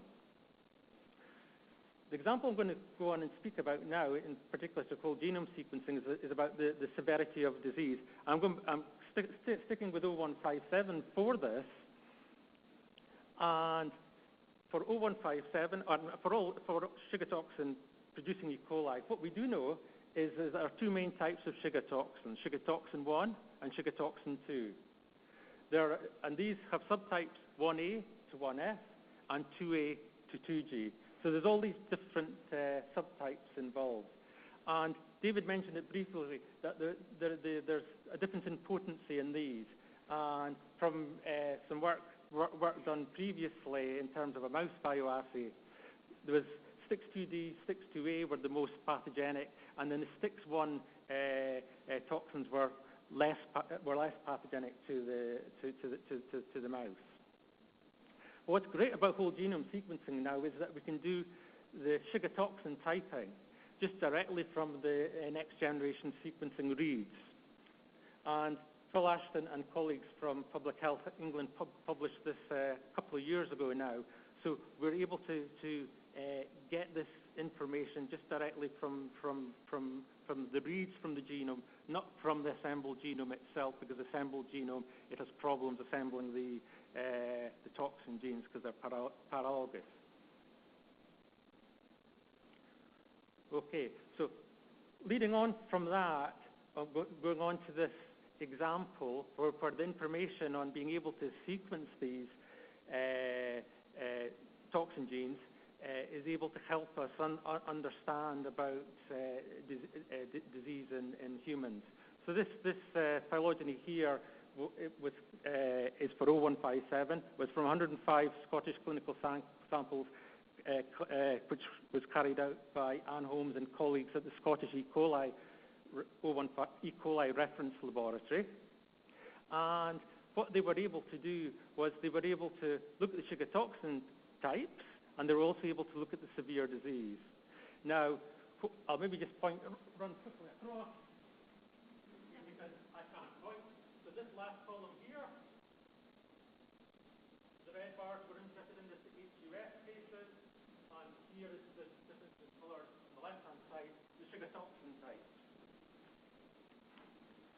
Okay, and what they found was, so basically you look at the right-hand column, and it's the bottom half, we have all these HUS cases, all the really nasty cases. And what they found was that 8 out of 10 of those involved the STIX2A gene. So basically, the STIX2A is a good indicator of severe disease. Okay. So we can use whole genome sequencing to help us with that. This is for 0157. It may be helpful to use this for other organisms as well. Okay, so so that was about hazard characterization. Now what I want to spend the last few minutes on is speaking about the sources of human infection and source attribution. So I'm going to speak about Campylobacter. And so Campylobacter can be found in lots of different sources: chickens, sheep, wild birds, pigs, cattle, etc. And there's lots of human cases of Campylobacter in Scotland and in America and many places across the world. But one of the questions is where it's coming from, where are most cases coming from? So risk assessment along the top, which I've been speaking about in the first three quarters of the talk, which basically it follows the organism from, say, the cow through the food chain to the infected person, all the way along there like that. But source attribution using microbial subtyping is sort of a bit of a cheat, but it's very powerful. What it does is it just looks at the types of organisms in the animal sources, and it looks at the type of organisms in humans, and it does a comparison, and it compares to see which is most similar to each other. It's a bit like what David was speaking about, his machine learning approach, but the approach used here are based on population genetics. For this is what this is based on. So here I've basically shown the bottom left chicken. We've got yellow and red types, and humans you get yellow and red types. If you look at the top for cows, you get yellow and red types, but black types as well. So there's some overlap and crossover, but there are some differences as well. And the idea is to link the two using these population genetic methods. The method I'm going to speak about is MLST, and Martin, again, really nicely explained MLST. So you isolate the DNA, you sequence it, and I'm going to speak about 7 locus MLST to start with, and from the 7 loci, you get 7 numbers, and then from that you combine them together to get a particular sequence type 257 there at the bottom for this particular sequence type of Campylobacter. Oh. Here we go. The example we'll quickly look at is in the Manawatu region in North Island of New Zealand, and where they had a really big problem with Campylobacter. They did the source attribution, so what they were able to do with the source attribution was predict the source, and it's colored there. So over a period of years 2005 to 2007, poultry is in yellow, bovines red, ovines blue, environments green. And as you can see, that poultry was the main source according to the source attribution.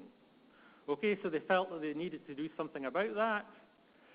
And so this is where risk management comes in. So if we go back to a rock example, yeah, maybe we need to do something about that rock. So we can think about our risk mitigation strategies. We can put up a sign, a warning sign, so people maybe don't go past that area, or they take care going past. That can be their risk mitigation.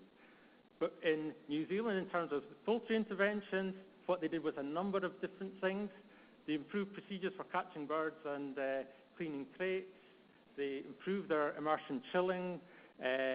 They produced mandatory targets for Campylobacter levels in poultry after primary processing. So they put a whole set of interventions in, and then they continued the source attribution to see what would happen.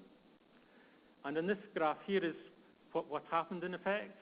So I've now included the year 2008 and on into 2009, and what you can see is that the number of cases reduced, and that there was a smaller percentage of poultry cases. In fact, there was a 74% reduction of Campylobacter in poultry cases.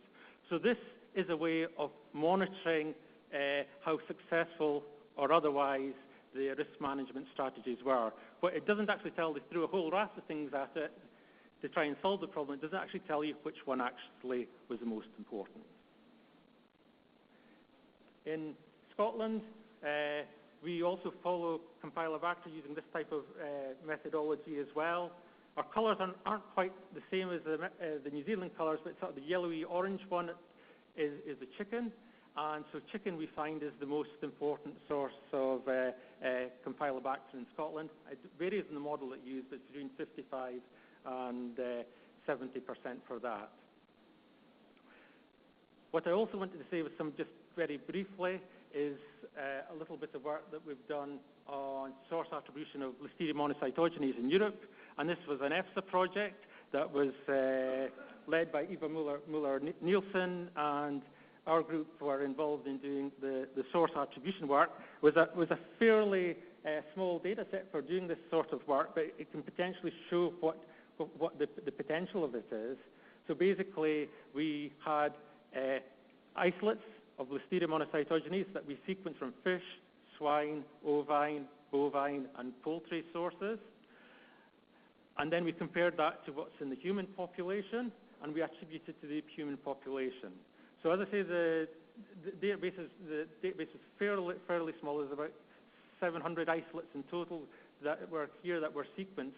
But what you can see from that is basically we use 3 different models, and that's the different colors there. That it tends, from what we got in this data set, tends maybe bovine sources are maybe a bit more important than others. Obviously, this is just a start. I think this is the first work that's been published in source attribution for Listeria using subtyping data. Here we had 1,748 genes from the core genome MLST for that. So I think this is something as well that I'm sure that you, in the US, you will be able to carry out these sorts of studies as well, and indeed I think you already are starting to do so. Okay, so just some take-home messages. I've said a bit about risk assessment. I've said a bit about the steps in risk assessment, and I've spoken a little bit about some examples where whole genome sequencing can be used in risk assessment. I feel that we're only at the tip of the iceberg in this yet, and there's a lot more that can be done in this. I think, as well as what's already been said, David mentioned about the epidemiology data being important to link with the next generation sequencing data, but also, as well as that, the wet biology data, the phenotypic data is really, really important to combine that. I think we're getting lots and lots of whole genome sequencing data, and trying to tie these data sets together is really, really important. And the last bit I want to say was just about source attribution. I think source attribution is really quite helpful for understanding the sources of a disease and tracking that over time. And also, I think in terms of when risk management strategies are put in either by companies at the regional or national scale, that they can be evaluated to an extent using this type of methodology as well. So that summarizes what I want to say, so thank you for your attention.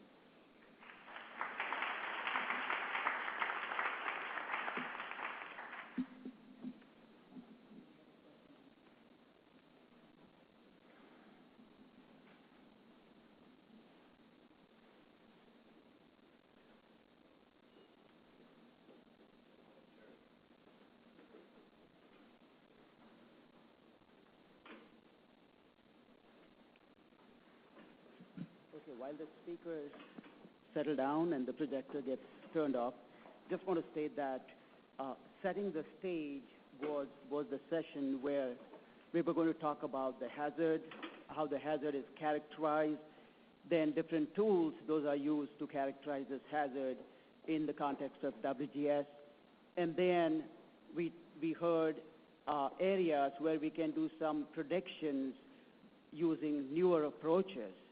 And then we went to the risk part of it, which is very important, how to transition from defining the hazard, characterizing it further, to turning it into some part of potential risk. And I think that is a challenge here. So yesterday, last 2 days, we had the NARMS meeting, and we talked a whole lot about AMR, but I think we were a little shy of making that transition from what a hazard is to what the risk can be, because it's a challenging area. So what we're going to do right now is we have about half an hour of question-answer session. You have microphones which are right there. Those of you who want handheld microphones, let us know. We can provide those. After half an hour, you will get a break, and we will be back on time for the next session, which is going to be partners talking about whole genome sequencing. The most important thing about this meeting is, although we are hosting it, this is a meeting of all the partners involved in whole genome sequencing. Let me just make that pretty clear here. So we'd like you to be back on time, and when you're going out, please don't forget your badges, as well as if you need any escorts, let us know. All right, so we open the floor to question and answers. What we realized yesterday is those who are online sometimes cannot hear the questions and the answers very well, so please speak into the microphone very clear. Thank you.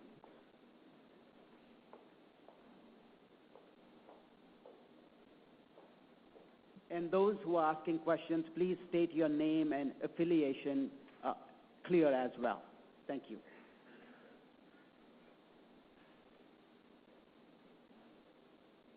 We can start off with a question from on the webinar.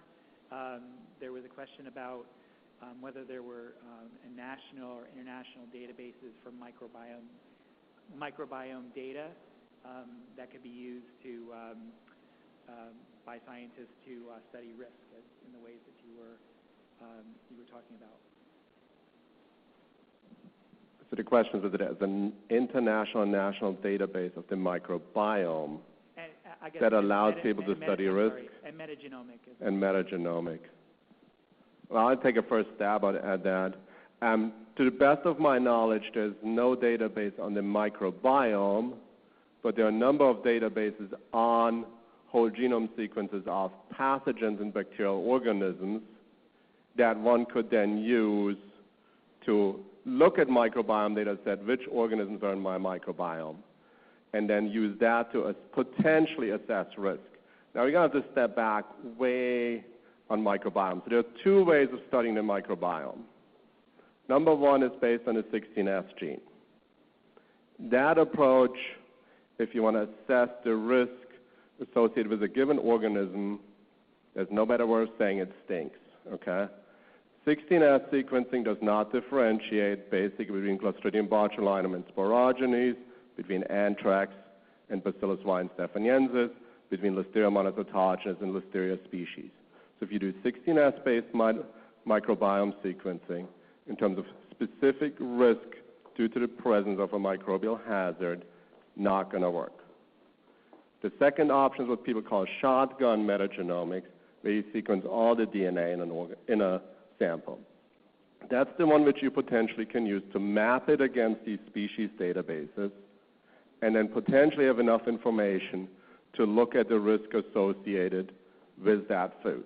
Now, that's fraught with a whole big area of problems. Number one is you don't know whether the organism is alive or dead, for starters, okay? So that's problem number one. Problem number two is, unless I have one gene equals risk, so I need a combination of multiple genes, O157H7, enterohemorrhagic E. coli, textbook example, with the typical short-read sequences, I don't know whether my STX gene and my EAEA intimate gene that allows E. coli to attach are in the same organisms or in two different organisms. So without that information, very hard to assess the risk. So the best thing we can do with metagenomics data right now, in my mind, is use the species databases and try to infer risk from it, but it is extremely challenging, and I would, in the vast majority of cases, be very, very cautious.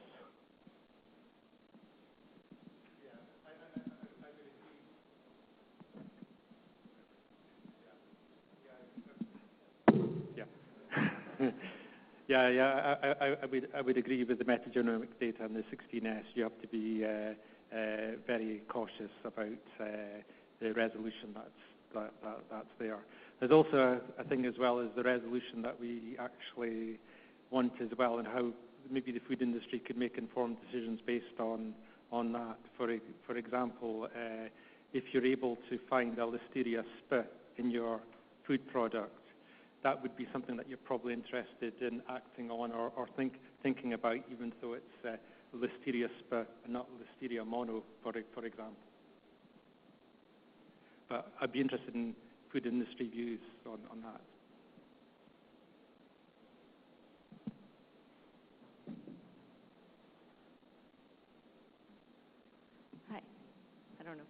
this working? Yeah. Kathy Carrillo from Canadian Food Inspection Agency. I have a question, I think, for most of you. You brought up the idea that some Salmonella or E. coli are less of a problem than others.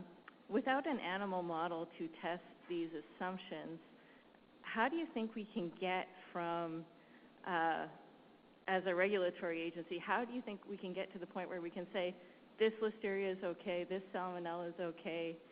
What sort of evidence can we provide? How do we know that something new didn't come into the genome, that might be a problem? Where do you see us going with this? I can take a stab at the Listeria example first. So the question really is, if you have SNP data and you have data among human disease cases, saying, we have these SNPs and they're underrepresented among human cases. So based on the distribution of isolates for certain SNPs among human and food, looks like this one is less likely to cause human disease. So that's an association, not a cause and effect.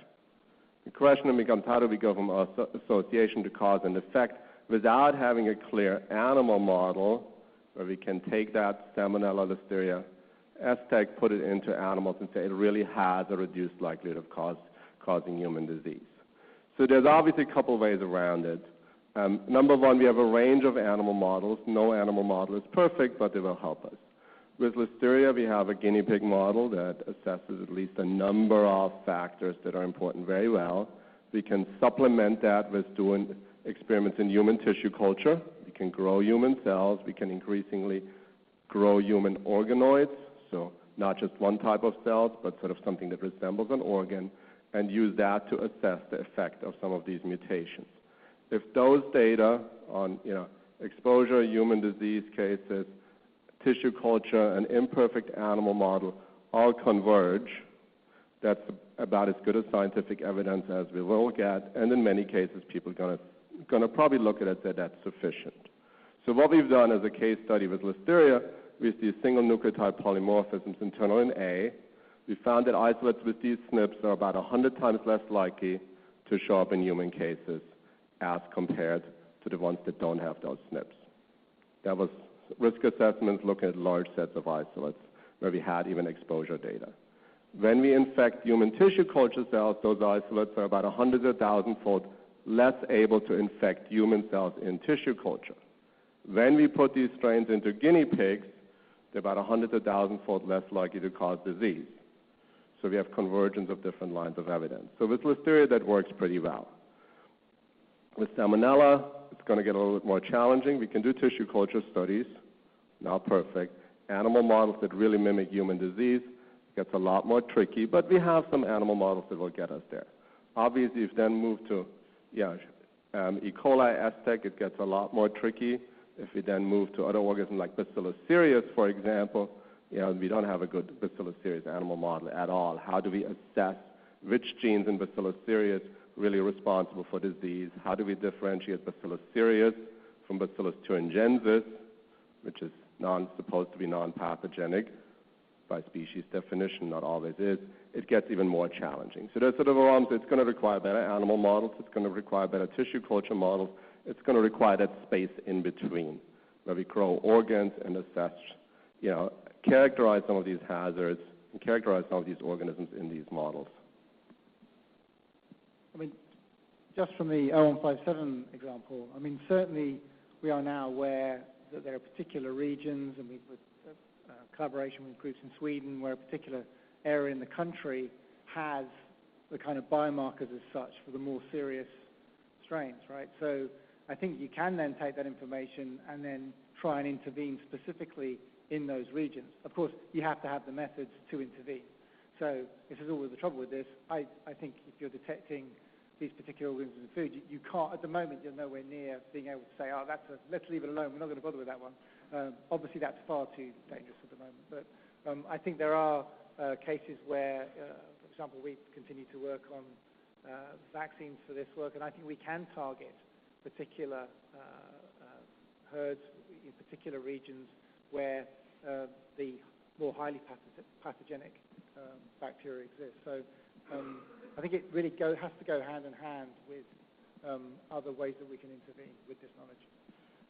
Yeah, I'll just comment very briefly. I think it's really important for scientists when they're doing this sort of work to explain what their lack of knowledge or uncertainty is when we speak about these strains, the degree that we're sure that they're pathogenic or otherwise, because risk managers or people in food factories have to make decisions based on that, and if they can get an understanding of what that uncertainty is, then that will inform them in making their decision.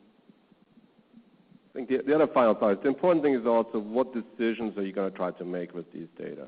If your decision is simple, you're bringing in raw material from 5 different farms and you have some information that poultry from farm X has a certain SNP profile that might indicate higher risk, and you want to process that at the end of your processing run, right in the beginning, I probably don't need animal data. I can probably do that without that. I don't need that high level of evidence. On the other hand, if I'm going to try to make some other decisions, regulatory decisions, for example, the amount of evidence and supporting data I have is very, very different. So it's also, what am I going to use with that information? It's a key question, and there's so many different uses and applications of these data. Hello, I'm Steve Roach from Food Animal Concerns Trust, and my question is actually sort of related to the first one. And what I'm concerned about is when you take genomic data from one environment and then try to apply it to another one. I would say probably the question came in my mind is when you talked about looking at the resistant genes in West Africa. And are we sure they're going to be the same as the ones that we've collected in Europe or in the U.S.? Definitely there's overlap, but there may be some questions when we start kind of using genomic data from one environment and then trying to use it in another one. And another paper that I looked at by Margaret Davis several years ago that compared resistant genes on dairy farms versus resistant genes on feedlots or calf farms. And in one environment, there was a lot more resistant selection pressure. And what you found is that genes were concerned more on where you used more antibiotics, and that you actually had the genes kind of drifting where you had less selection pressure. And I'm just concerned about, how do you actually address that, particularly when we talk about using genes from this environment or maybe looking at resistant genes in India. It may be very different than in the U.S.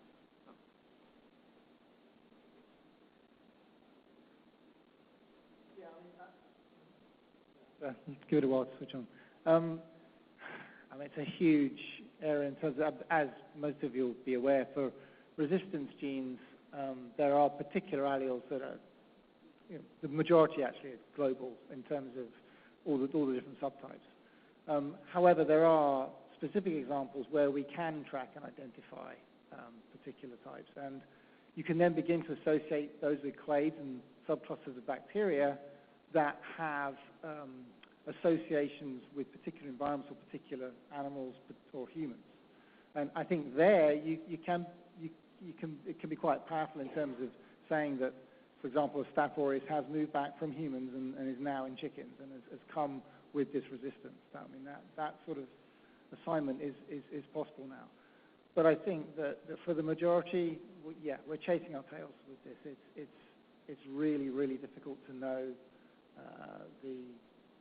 the direction of travel of resistance genes. But again, the more this information we have, the more we can at least try and address these questions, right? At the moment, all these studies are conducted independently, and then trying to compare them is more or less impossible.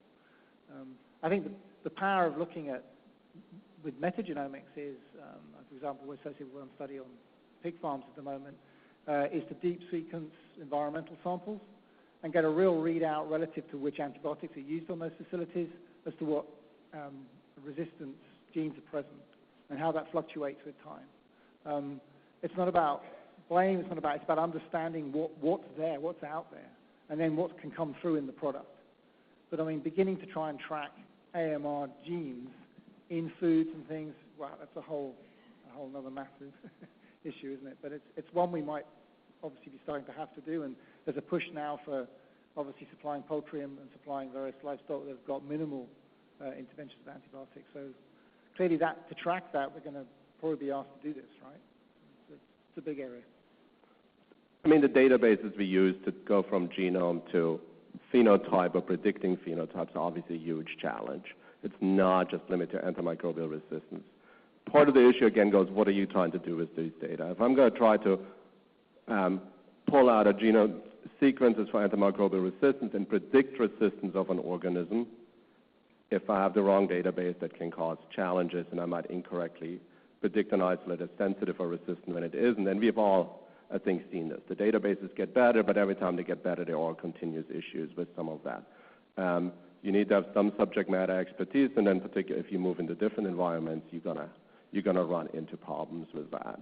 So the databases need to continue to be built, and you need to be very, very careful about extrapolating. I think your example is a really great one. If you're starting to analyze sequences that come from environments where there's exposure to different antibiotics, different countries, different treatments of animals, for example, that we don't have where we built the database, and we're gonna make some wrong calls, absolutely, until the databases get better.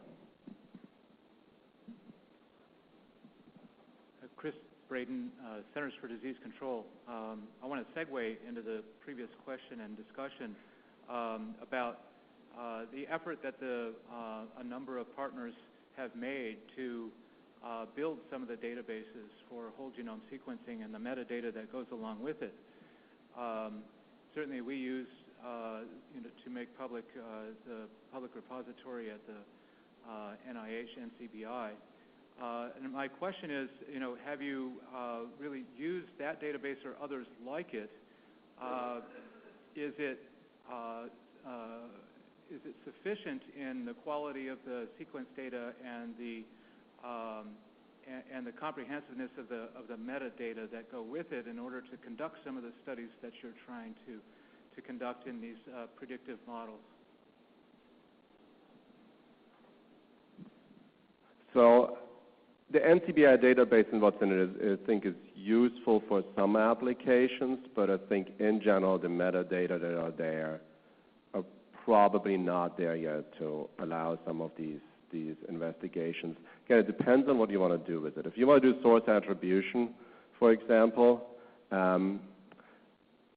I'd be very challenged to say we can use the NCBI data where they are right now to really do source attribution. I think we can get there, but I've not seen much field actually validated that the predictions of the source attributions are always correct. So I think we need better metadata if we want to do source attribution. And the other question is, do we want to use these data to predict or do hazard characterization or hazard identification?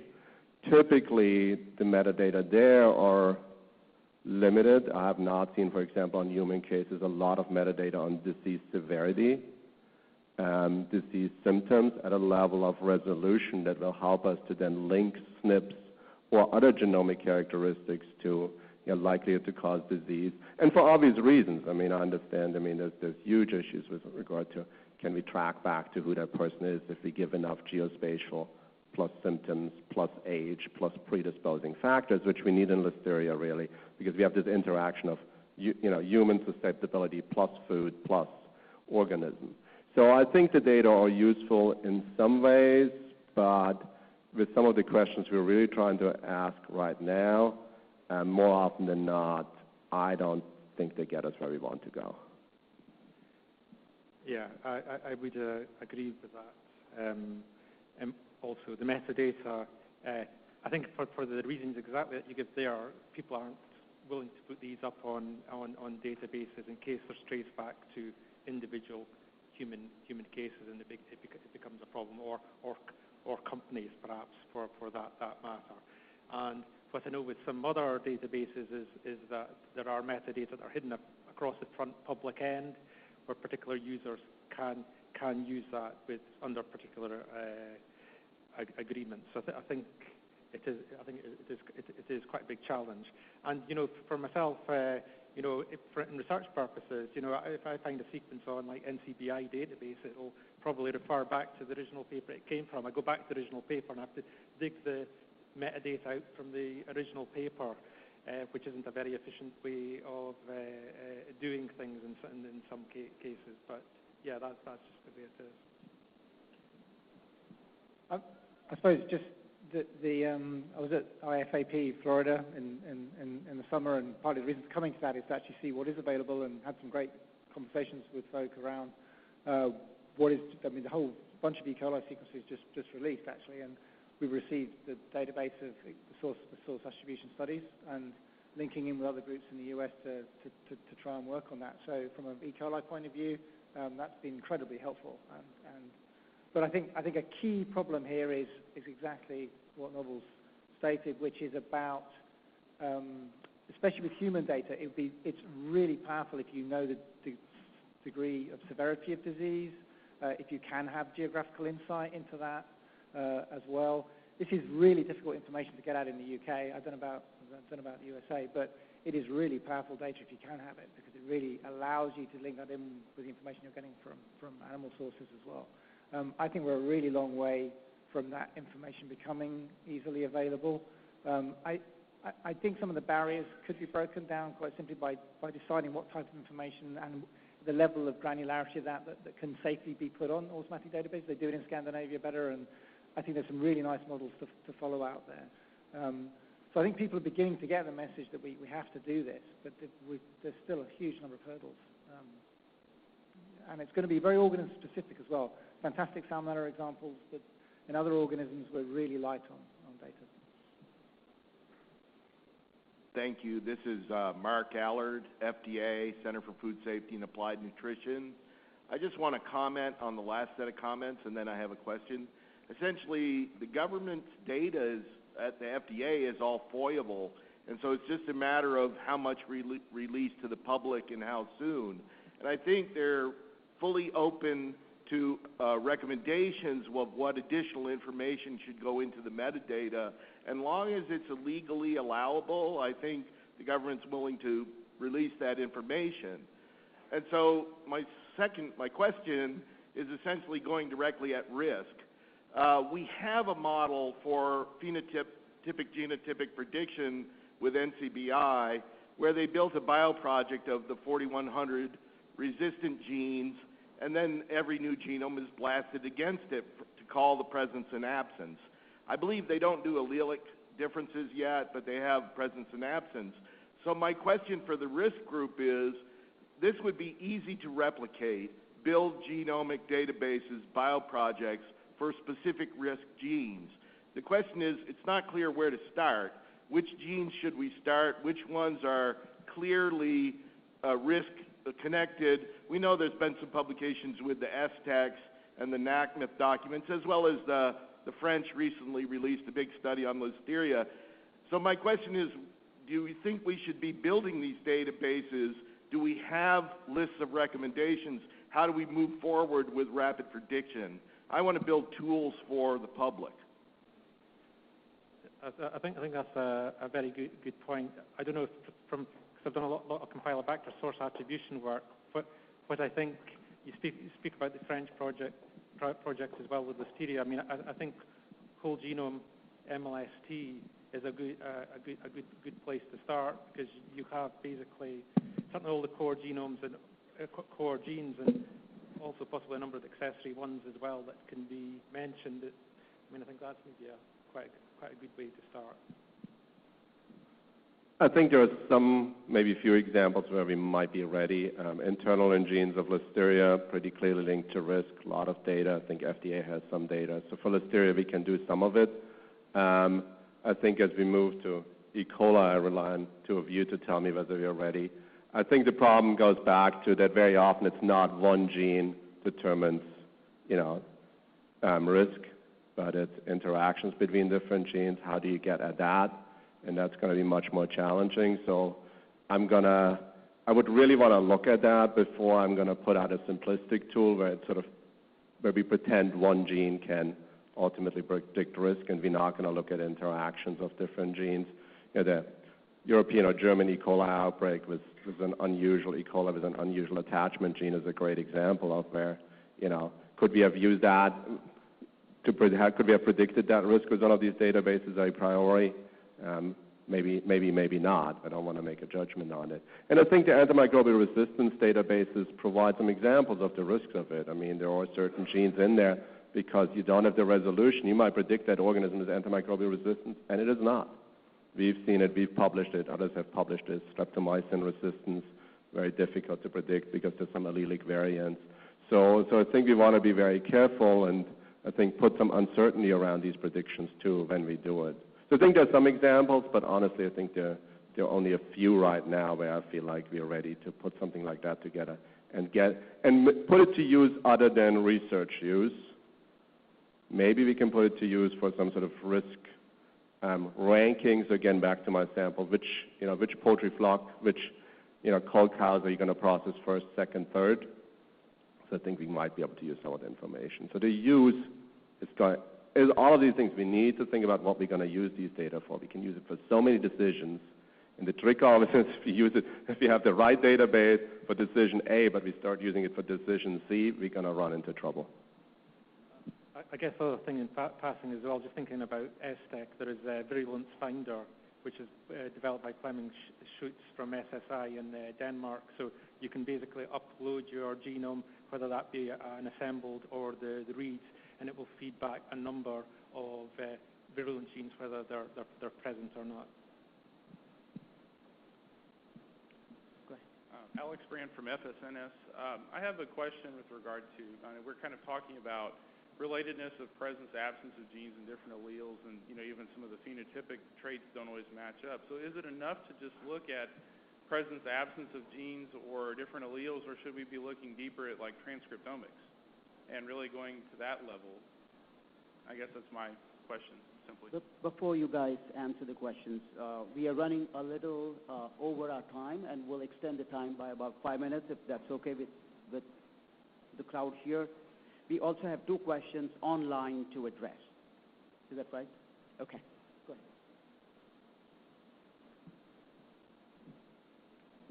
I think in some questions you can have a gene present. There's example. We have a gene present and it's not transcribed, it's not turned on, and therefore you don't get the phenotype. I think looking at RNA, looking at transcriptomics can help you with this.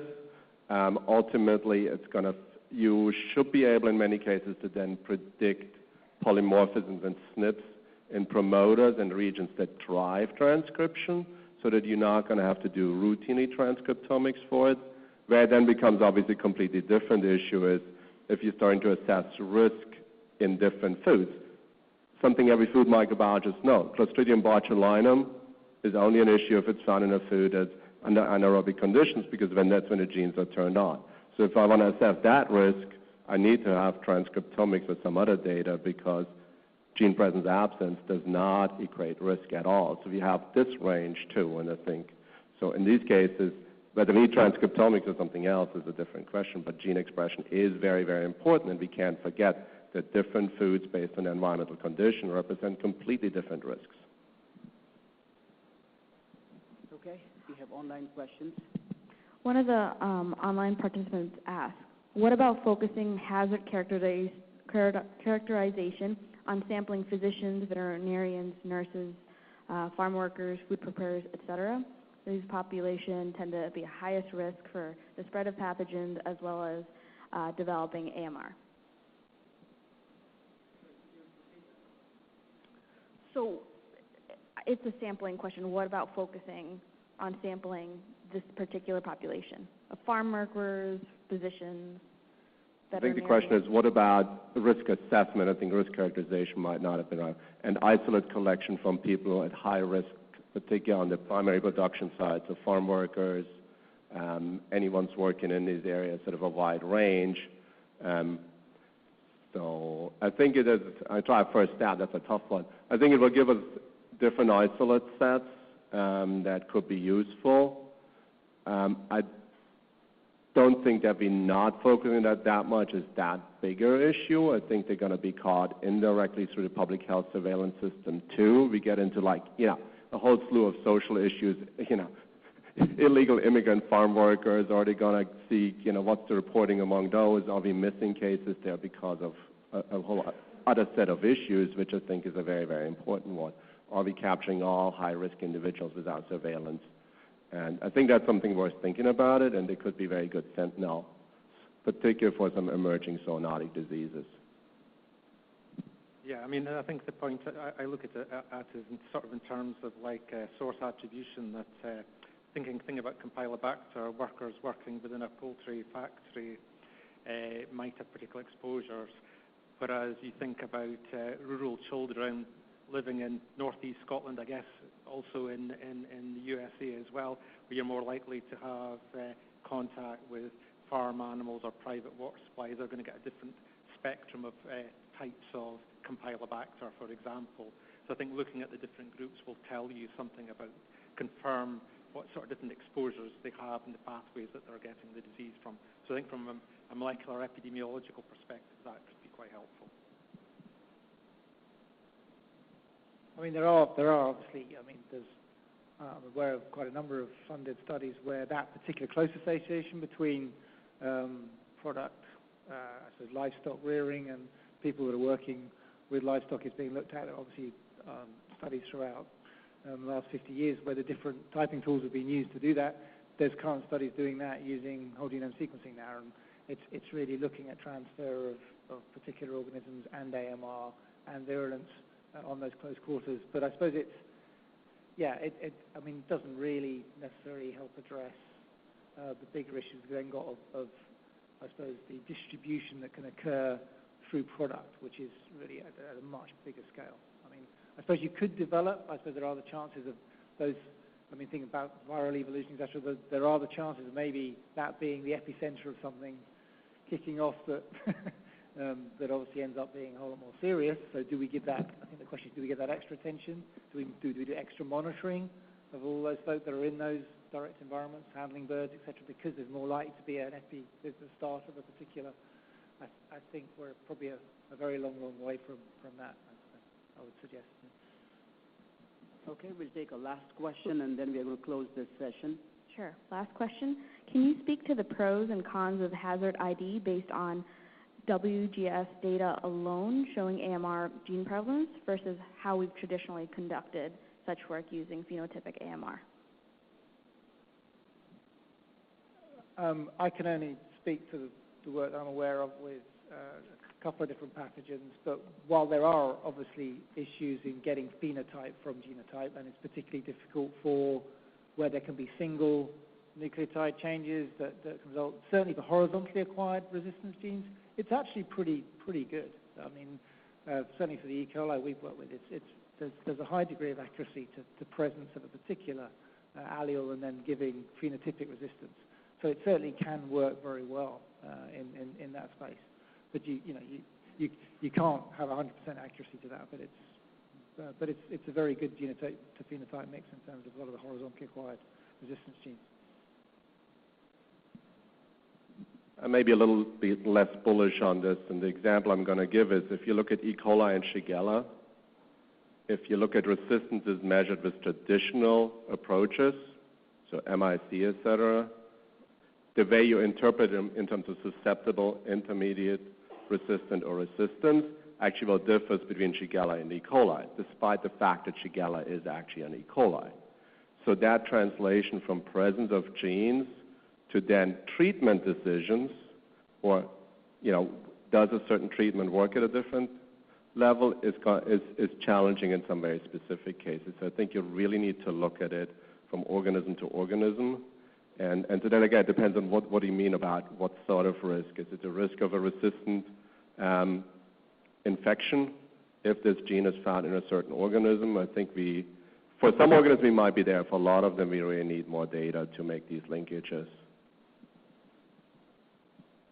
I suppose I'm particularly thinking of the arena of kind of real-time diagnostics and particularly human and animal infections, where at least using that information from initial sequencing of a direct sample, which is where we're trying to move with some of this, is still much better than being in the dark. So it's at least having some information you can make an informed decision on.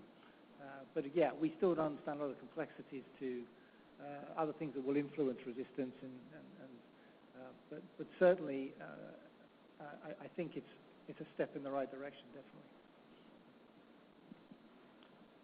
Okay, just an announcement for those online. Please send your questions which are short and focused so those will be easily transcribed and understood here. Number two, if you have any other suggestions, send those to us. So I think we've set the stage for this conference pretty neat and covered a lot of areas.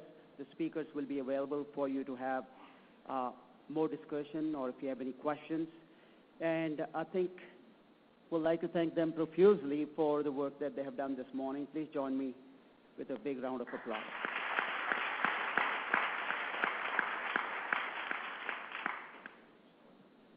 So we'll be back